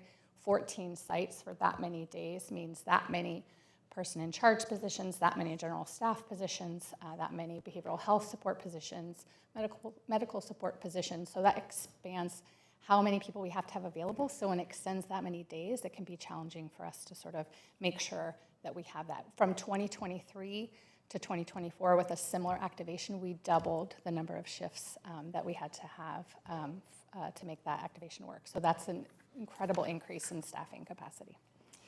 Next slide. So our tiny and mighty DCHS ESF 6, so Emergency Support Function 6 team, we have 3 people on that team and responsible for making sure that we have an appropriate number of staff and that they are trained and that they are supported before, during, and after activations. So that is a heavy lift for a tiny team, but they are incredible and doing incredible work. And our responsibilities have increased over the last few years, again, with the increase of needs with this program. So we're focused on retention. We want to obviously make sure that people that participate in our activations want to come back. So part of that is we had our first person in charge celebration at the end of last year. We're looking at other ways to sort of celebrate and appreciate all of the people that are connected to these activations and make sure that they feel seen, supported. We have after activation processing spaces where people can talk about their experience, give feedback, provide their hopes for what we might do differently in the future. And a lot of that is incorporated into our after action as well. So we definitely use that information to make improvements. As Chris said, we are all committed to continuous improvement and wanting to do better each and every activation. And so we're doing that whether we're given that feedback or not. We know that we want to learn and continue to expand what we're doing. So that brings me to expansion. So we're also looking at how we might expand the number of people who are available. We know that 56% of shifts last January were filled by county employees, but really looking at like how do we bring more folks into the mix and also making sure that our community volunteers have an opportunity to participate because we know there is interest for folks to do that. We also expanded our ESF6 lead role, so that's a 24-hour support role. So person in charge positions have a phone number to call where one of us answers and essentially helps them through a critical incident or support that they might need related to janitorial services or being able to get a lift or a hotel room, or if they have a crisis in a shelter and they just need someone to help them figure out what to do. We didn't have very many people on that team, so when you have a 10-day activation, you can go through the 24 hours of that pretty quickly with only a few folks. So we've done a lot of work to expand the number of people that are trained to do that role. We also created a support role for that as well. And we also created this last year an on-call person in charge position, and we've done 2 recruitments for that. We have 11 folks that have started in that role, and that creates an average of around 44 shifts, an increase of 44 shifts. So these are folks that haven't been person in charge positions before or held that role before, so that expands our capacity quite a bit, and so we're going to continue on that. We've created engagement and training plans for them. And then continuous recruitment in partnership with our incredible county communications team. We've done a lot of work around messaging to staff, continuous engagement, continuous training opportunities, and that's really helped us to expand our staffing capacity as well. Next slide. Outreach means a lot of different things when you think about severe weather, and one example is as it relates to some of the things we've been talking about. Our ESF6 team has started tabling events and going out in the community and talking about general winter preparedness for community members or seasonal preparedness, depending on what season we're talking about, and also providing them with opportunities to say, I want to sign up for an info session, I want to be involved. And so we've also created a volunteer webpage specifically for severe weather volunteers, which we are really excited about that. And that allows folks to sign up for an info session. We do have an info session coming up next week on January 30th, I believe. And we have, January 30th from 10 to 12. We have a training, and we also have an info session at 9 a.m. And we have some other trainings and info sessions coming up in February as well. So if folks are interested, they can find that on the website also. And if you all want to learn more, you can check out that website as well. So we were really, excited about that work related to outreach. We've also made strong connections with neighborhood associations, working through sending them information, info sessions provided to their meetings and their spaces. So that's an incredible expansion for us as well. And then outreach, we also, obviously, when we're in cold weather or we're headed towards severe weather, our partners at the Joint Office or Homeless Service Division have also, they provide incredible outreach to our community members who are living unsheltered to make sure that they know what resources are available and make sure that they're aware of shelters as they're open and how they can get access to those. And I think we'd be remiss if we also didn't give a shout out to our contracted providers who really are key to these operations, and they're first on the list to staff some of our sites, and oftentimes are fully staffing 3 of our sites when we are activating, and that support and their partnership is absolutely incredible. I think next slide. All right. Thank you, too, for that very thorough overview of our severe weather shelter and the plans that we have for a severe weather response. Chris, you had mentioned briefly the State of Oregon building, and I did want to mention that was something that the state set up and ran and managed. Is that correct? So we requested, they did help staff it. We did supplement with some of the staff. We provided all the supplies and the gear. But yes, it was their facility, so it was actually their security. They had the pick, and it was their facility. So that was a great partnership. The thing that I most want to thank last year for the state is that they were planning to open up at 8 p.m. and we were really starting to see a lot and lost 2 facilities in the overnight. And then we said, how quick could you open? And they're like, give us an hour. And I think they opened up at like 2 o'clock in the afternoon. So they actually opened up several hours early. Tremendous benefit for us that afternoon because, like I said, we lost 2 that night. Yeah, it was great to see the state step up and into that role. I think that was the first time that they had done something to that extent, but it was wonderful. All right, thank you so much for this. I'm going to go to the board for any questions or comments. I know this is top of mind as we're right in the middle of winter weather. So I'll go to Commissioner Brim Edwards. Thank you, and thank you for the presentation. And I really appreciate it. Systems improvements are, I think, should always be integrated into our after-action report. So I appreciate that after last year, there was a significant after-action assessment in what worked well and what didn't, and that you've integrated, it appears, some of the systems improvements in your plans going forward. I was a critic last year on that last day closure when conditions in East Portland and East County were still like just horrific. Like people, you couldn't get around. The ice was so bad. It was very cold, and it wasn't clear at the time whether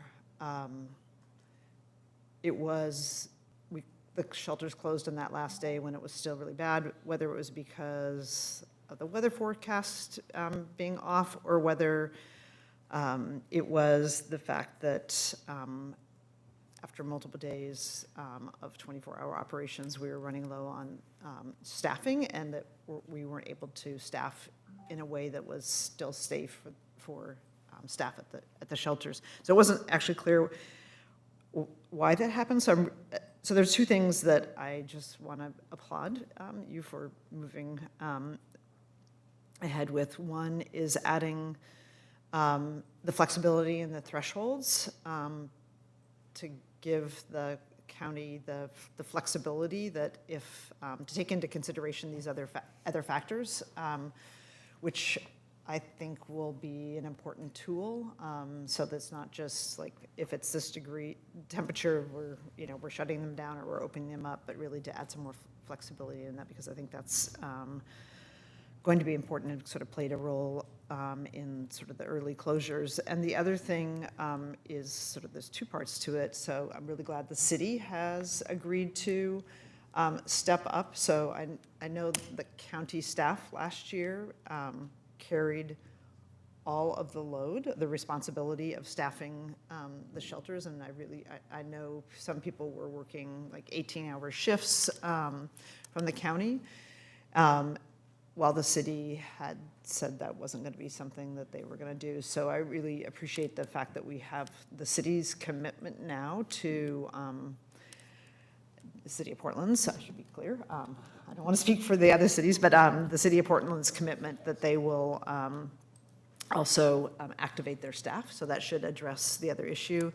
I also love to see all the outreaches happening before the winter weather's happening, to be getting emails telling us to take trainings if we want to volunteer. So I think those will all be things that should give us a much more robust volunteer force. And again, I want to really recognize that we had so many county staff who went above and beyond, even when they maybe didn't have power at their houses. They were at the shelters working.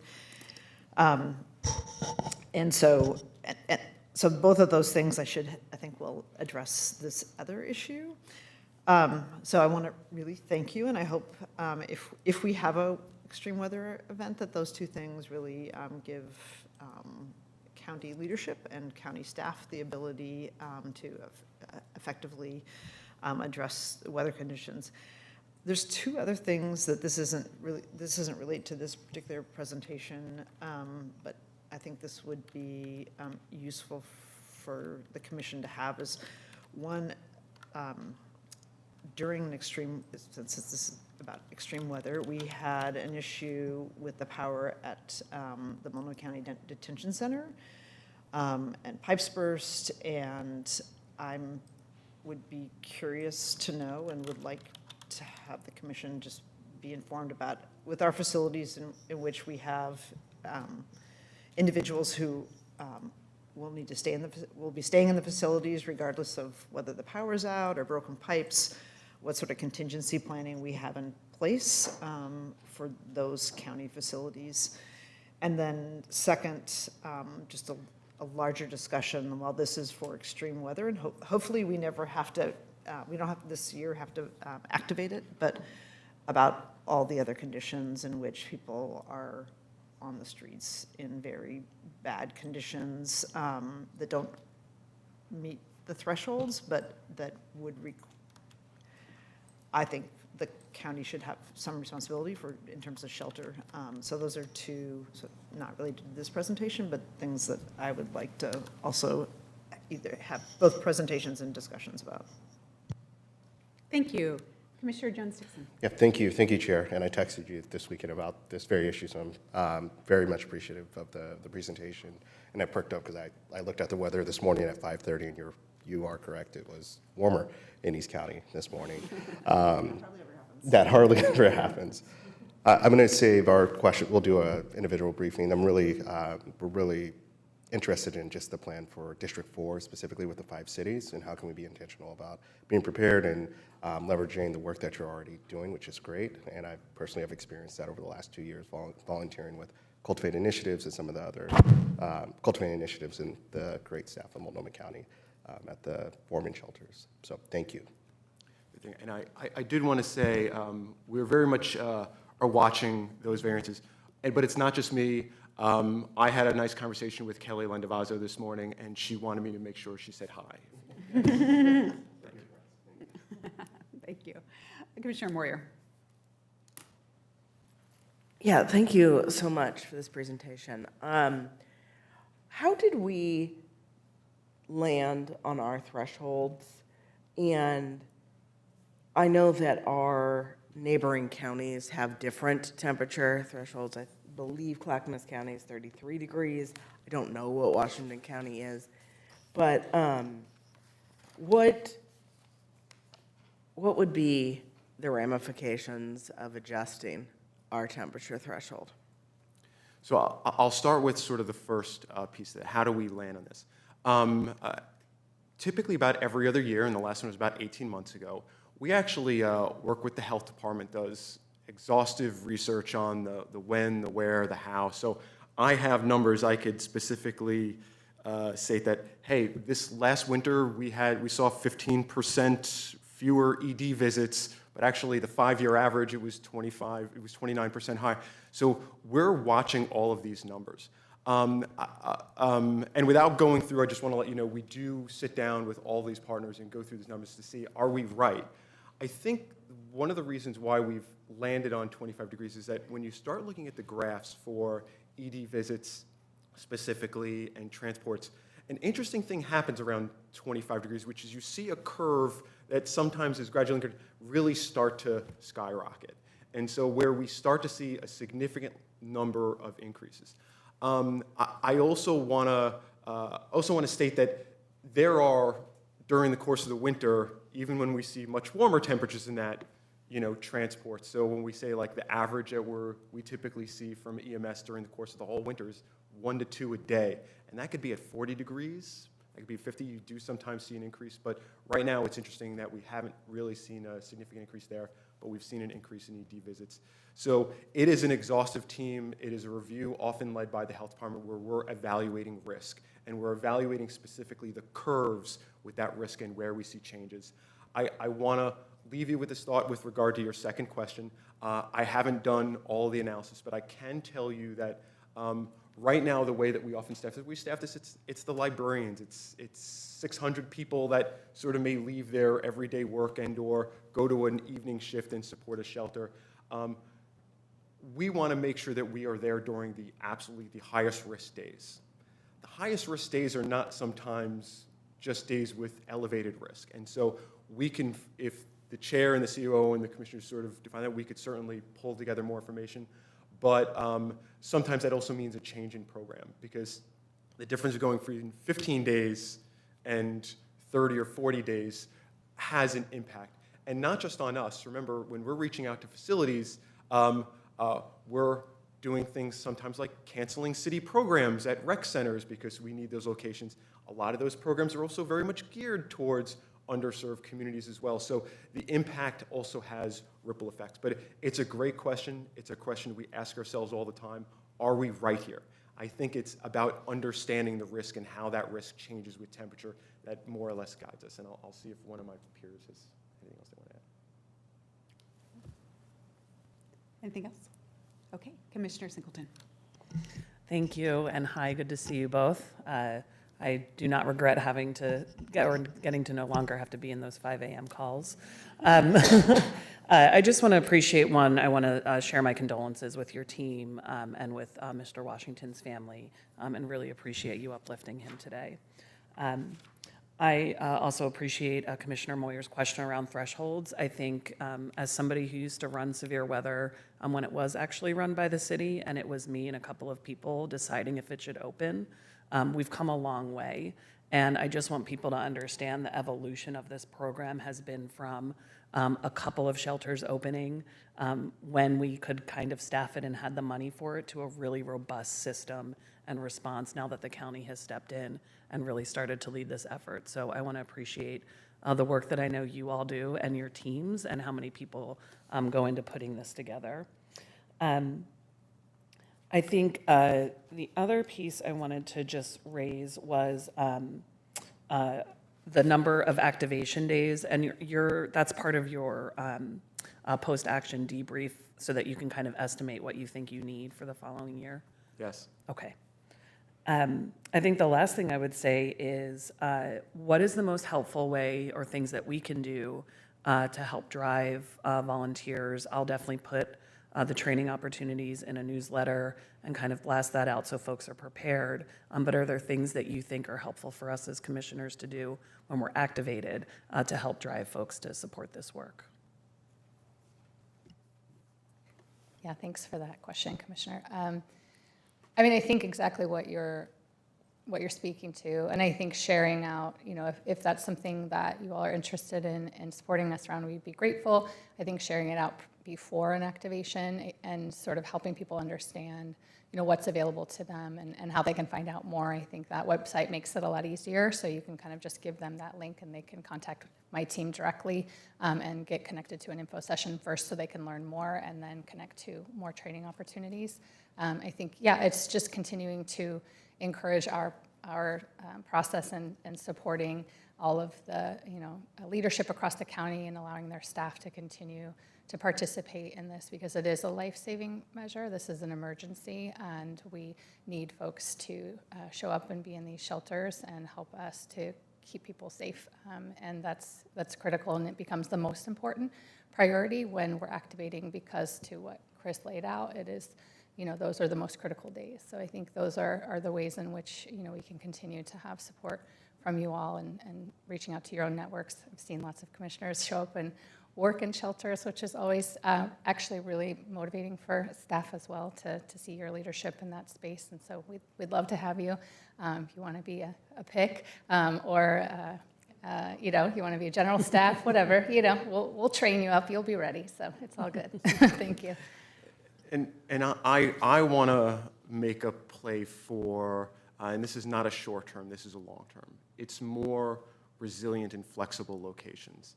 As we're making long-term decisions, things like generators for us matter. First floors with bigger open rooms that could be used for flexible reasons, knowing that disasters might not be the reason why they're designed, but it gives us the flexibility to use them. That's something that should be considered too.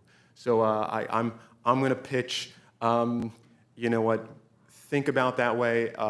We talk a lot about severe weather. That's not our only hazard. I know I talked to Commissioner Brim-Edwards a little bit recently about sort of earthquakes and about immediate occupancy standards and some of these things. But I think the more that we think about long-term, what we could do from a resiliency standpoint, it might not make my job easier in the next few years, but it might make the next person and the person after that's jobs a whole lot easier, hopefully 20 and 30 years down the road. So thank you. Thank you. And I know we talked mostly about shelters today, but coming from running a street outreach organization, I just want to acknowledge that there's a lot of outreach that happens as well, and helping to transport folks. So I hope when we lose Cook Plaza to year-round shelter that we're able to find another location in East County for severe weather, because it's a lot for people to transport all the way in, and we end up just having folks out all night trying to drive people into shelters. Am I now coaxing you up? Come on. Thank you. I was Anna. unsuccessful.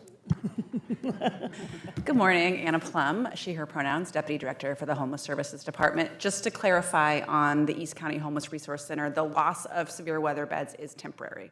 So they will be unavailable during construction, but the design of the final site includes the top floor being used for severe weather, so about 90 severe weather beds.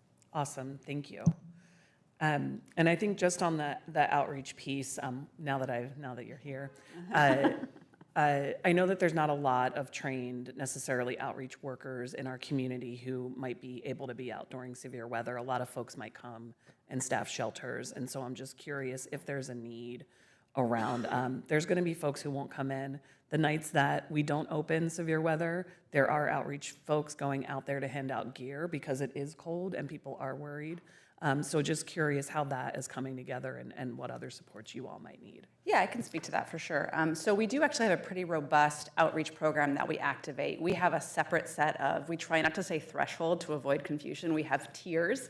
And so we have a tier if it is for 4 hours or more overnight, if it is dry but 32 degrees or below, we will activate what we call enhanced outreach. And actually, our DCHS partners monitor the weather for us, and they let us know in advance if we're looking like we're going to meet those thresholds. We try to start 2 days in advance of that anticipated cold weather, and our supply center and our outreach coordinator kind of kick into high gear. We separate the county into 37 zones, and we up our supply appointments. So we'll do about 28 appointments a day when we're anticipating severe weather, and we assign outreach workers to all of those zones, and they come and pick up sort of warming supplies at the supply center and get those out to all of those zones. We might do a smaller activation if, for example, it's going to be colder in Troutdale, and we know that. We might just do a mini activation out in East County as well. So that is something we do in advance of any severe weather sheltering. Thank you. I think that's an important component for everyone to understand as well. Appreciate that. Thank you so much. And I will say that that level that Anna just described has been in place for the last several days. Yes, we've been activated for what feels like 2 full weeks. It might not actually be 2 full weeks, but we've been in that activation for several days, Yeah. So I really appreciate this conversation, appreciate the presentation. I will add just a couple of things. I think the question about thresholds, that is something that I ask about even, over this past cold weather spell. I was asked staff about what are we seeing in emergency departments, what are we seeing in our EMS data in terms of ambulance calls out, because that piece is very important to make sure that we are looking at that. And I just really appreciate the thoughtfulness and the thoroughness at which that is contemplated, and the fact that it does happen on a regular basis where we're thinking about that. The question about the differences, bless you, the question about the differences between the counties is also interesting. I do think, to help put it in perspective, it's also good to realize the differences between the just number of shelter beds that are available in different counties on the regular ongoing basis. So Washington County has about 430 shelter beds open all the time. Clackamas County has 210 shelter beds that are opened all the time, and where we're more around the 3,100 number, and that's, and we have the 200 beds that are open for overnight only this winter, which was part of the, adding capacity. So we do want to make sure that we are providing, Multnomah County and the city of Portland and the East County cities have made commitments to really try to have shelter off the streets on a regular basis and invest in that, which I think is helpful when we're considering that. And we also, of course, want to make sure that we are considering the weather impacts, the health impacts as we're looking at these severe weather things. So just appreciate the good conversation around that. There was a really good after-action report that was done after the January 2025 severe weather incident. So if you haven't taken a look at it, please do. That also goes into just the percentage of people who volunteered at the shelters and where they came from. We had almost 50% of those be county employees. There's, about 8%, I think, of the city were City of Portland employees, but it shows the makeup from community members and that, and so it's really good information to have. And then I do want to say, one of the things, like we talk a lot about the severe weather shelters and the need to provide places of respite and safety and care for folks who are living unsheltered. But what we have seen is that we also ramp up and provide shelter and opportunities for folks when their electricity goes out, when they're their own, even if they do have a home or a house that they are not able to stay there, it's not safe for them to stay there. And our Department of County Human Services and our response is inclusive of that when necessary. And so we definitely saw that during last January as well. So it's a really high level of response that happens. And again, I just appreciate the time for the board to be able to ask questions and receive this information as it's very timely. We will continue our conversations with the city. I think we are, like I said, the mayor has agreed to sit down and talk. I think there's definitely details that we want to make sure are in place so that when the time does come, we have that coordinated response and a partnered response for our severe weather events. So we will continue to work on that. So thank you all very much.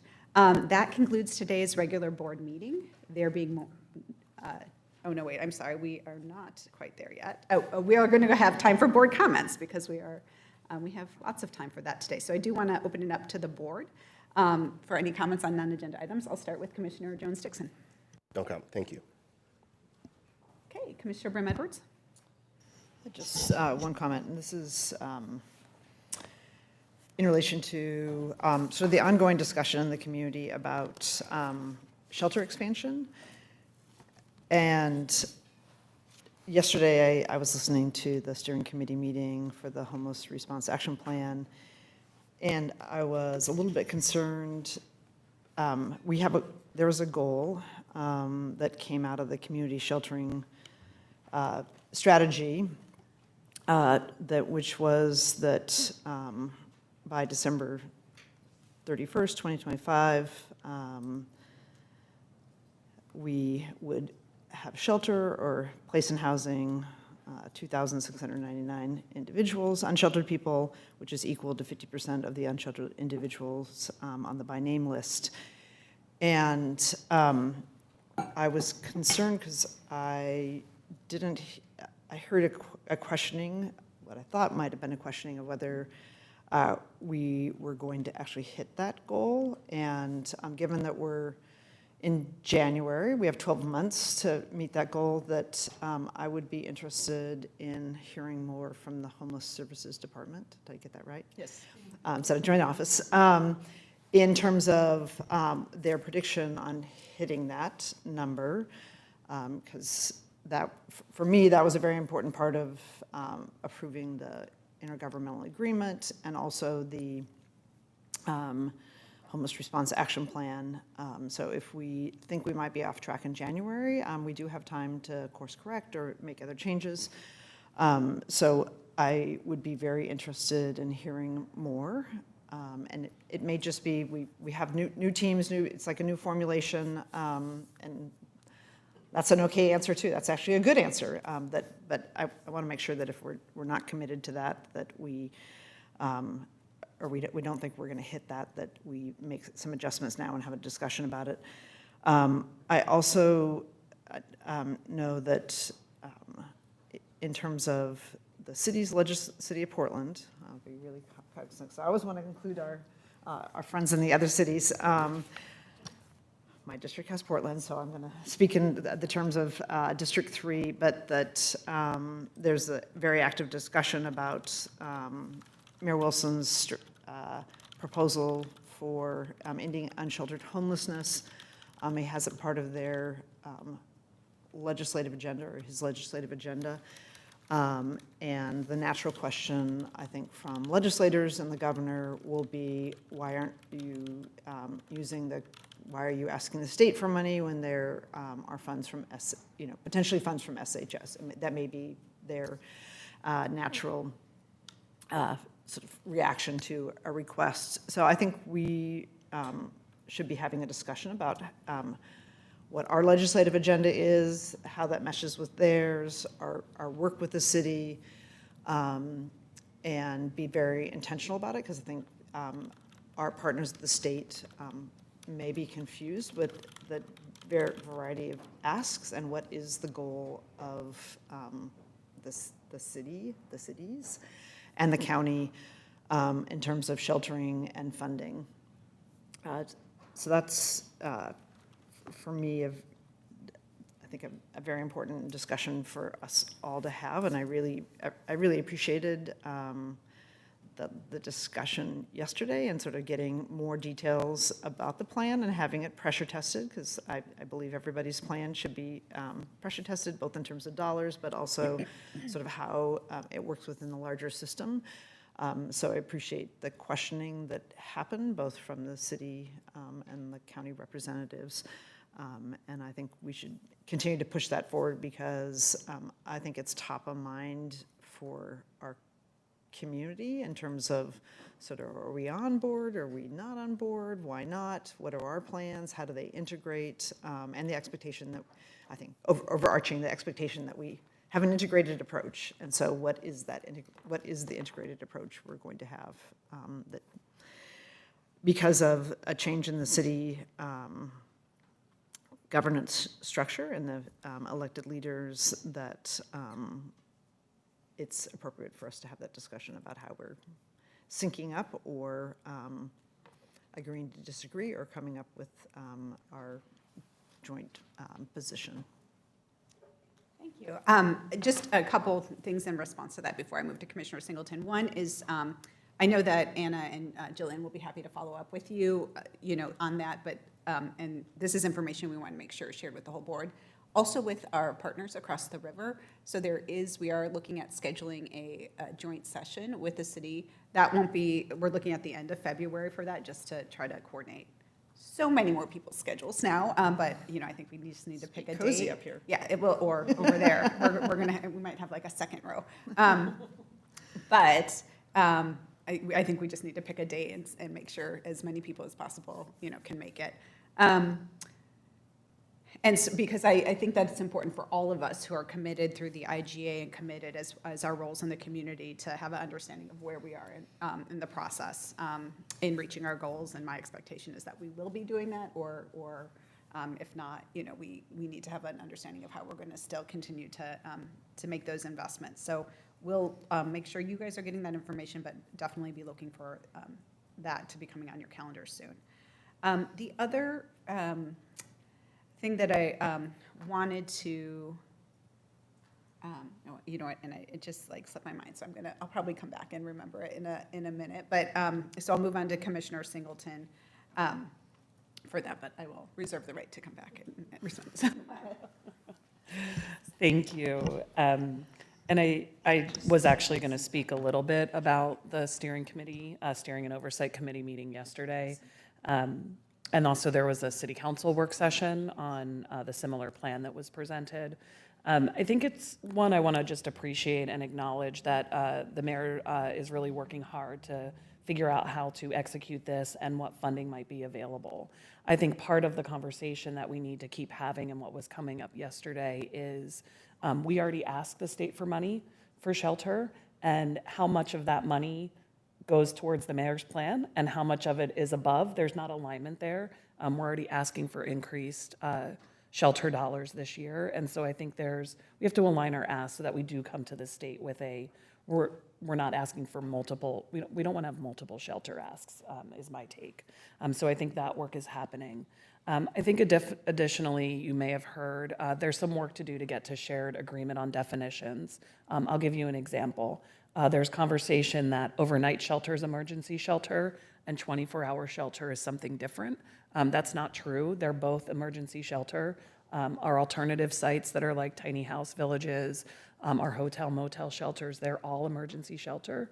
So we need to get to shared definitions with our city partners so that we're really clear on what we're talking about.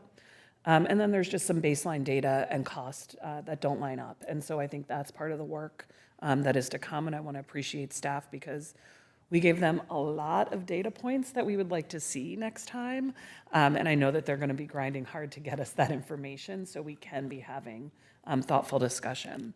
I think the other thing I would share that I picked up in the conversation yesterday was that we're finally moving out of the false dichotomy of shelter versus housing and that conversation that has gripped this community for far too long. It's never been one or the other. It's always been a both and. And I think it's important that we continue to hold that line as a county commission that yes, we need shelter and we don't want to create shelters that are warehousing people for years. So we have to have pathways out for them to get back into housing. And so I think that's going to be what our budget conversations will be and how we're really trying to find the right balance to ensure that we're actually ending people's homelessness while also providing safety off the streets. So I just wanted to appreciate having been in this work for so long that we finally moved past we have to pick an either or because we know that's not real. The one other thing I'll say is I'd like to see when we have a joint session, and I raised this yesterday, yes, it was a shelter-focused conversation, but again, when we're meeting with the city of Portland in particular, we have got to be talking about housing. I want to understand what's in the pipeline, what the plan is around 0 to 30, what opportunities we have to buy down rents so that we can actually get more people into the affordable housing portfolio that our city manages. So I hope that's a part of the agenda for that joint session. Thank you. I know Thank staff you. is going to be making a note of that. And I will say, I appreciate your response to the question around the legislative agenda. I do, our government relations teams normally work closely with the city's government relations teams because we have shared priorities. I know that with the former mayor and I, we really wanted to make sure that we had the alignment so that we could be having a united front as we were talking about the need for behavioral health investments at the state level, the continued funding for some of the things that were funded in the last biennium and are included in the governor's recommended budget. I think in terms of the governor or the mayor's proposal, I'm also very interested in where city council is going to be. And one of the things I've said a few different times is I want to make sure that there's a clear between the mayor's proposal and where city council is and what they're going to be advocating for and the alignment there, as well as then we're also thinking about the asks that we currently have and the things that we're currently advocating for that might already be in the governor's budget.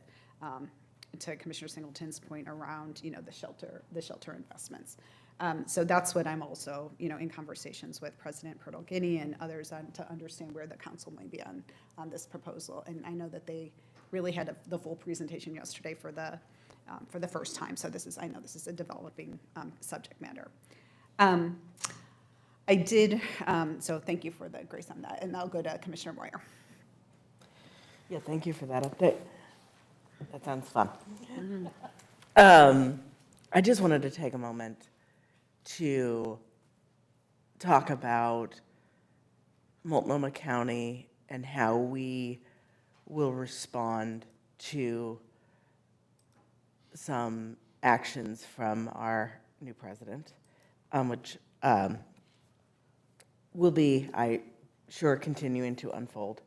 But I certainly want to be responsive to the fear that I am hearing from a lot of communities, and I think it is valuable to articulate that there are separations of power, and we still have a constitution, and Multnomah County will continue to support our values in the work that we do, where we center diversity, equity, and inclusion. We value all gender expressions, that we are robustly committed to a transparent and democratic process. And although I don't want to diminish anybody's fear, because I think that is disingenuous, I do think it is in times like these that we look to our local government as being the voice of our shared values and a level of protection for our community. And so I wanted to not ignore what I'm hearing from people and say that I hear it, that we care, that we will be, standing strong with our values and our community values and protecting those who live in our community. But I think these are challenging moments where people are experiencing a lot of fear for the future, and I am hopeful that Multnomah County will continue to be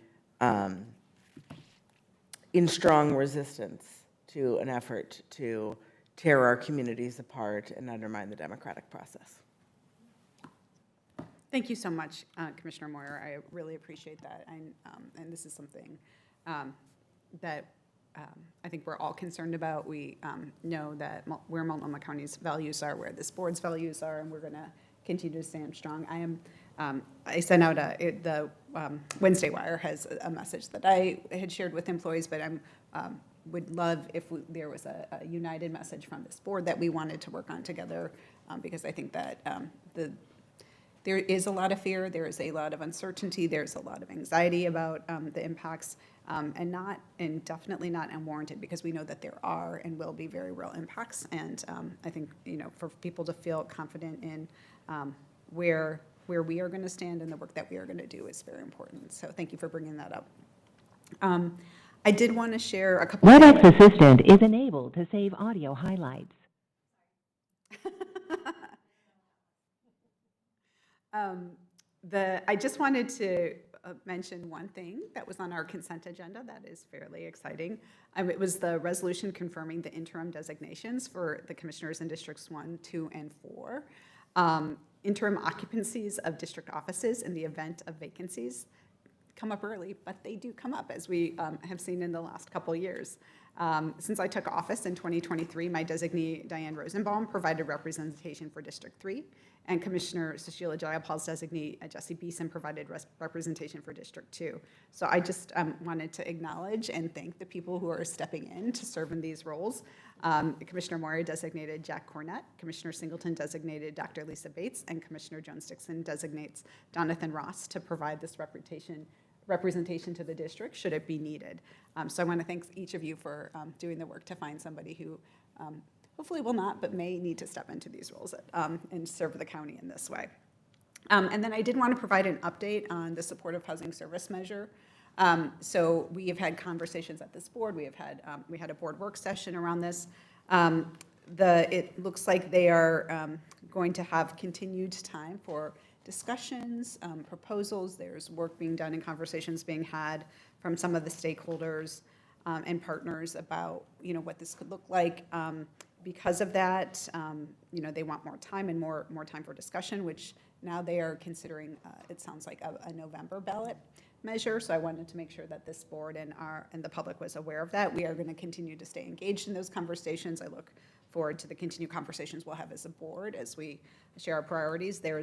I think Washington County sent another letter from their board to Metro this week. I'll make sure that gets out to all of you. But really hoping that we can get to a good place where we can find some consensus, really making sure that we're putting something forward that represents the need for the accountability for the dollars that taxpayers are providing for this measure, that we can have a shared vision and plan for this, and we will create something that will continue to provide the necessary resources to address our homelessness crisis, to get people on a path for housing, and making sure that we have the transparency and I think shared goals and outcomes that, that all of us in the region can get behind. So wanted to share that. That concludes today's business. We appreciate the conversation, appreciate the work of this board.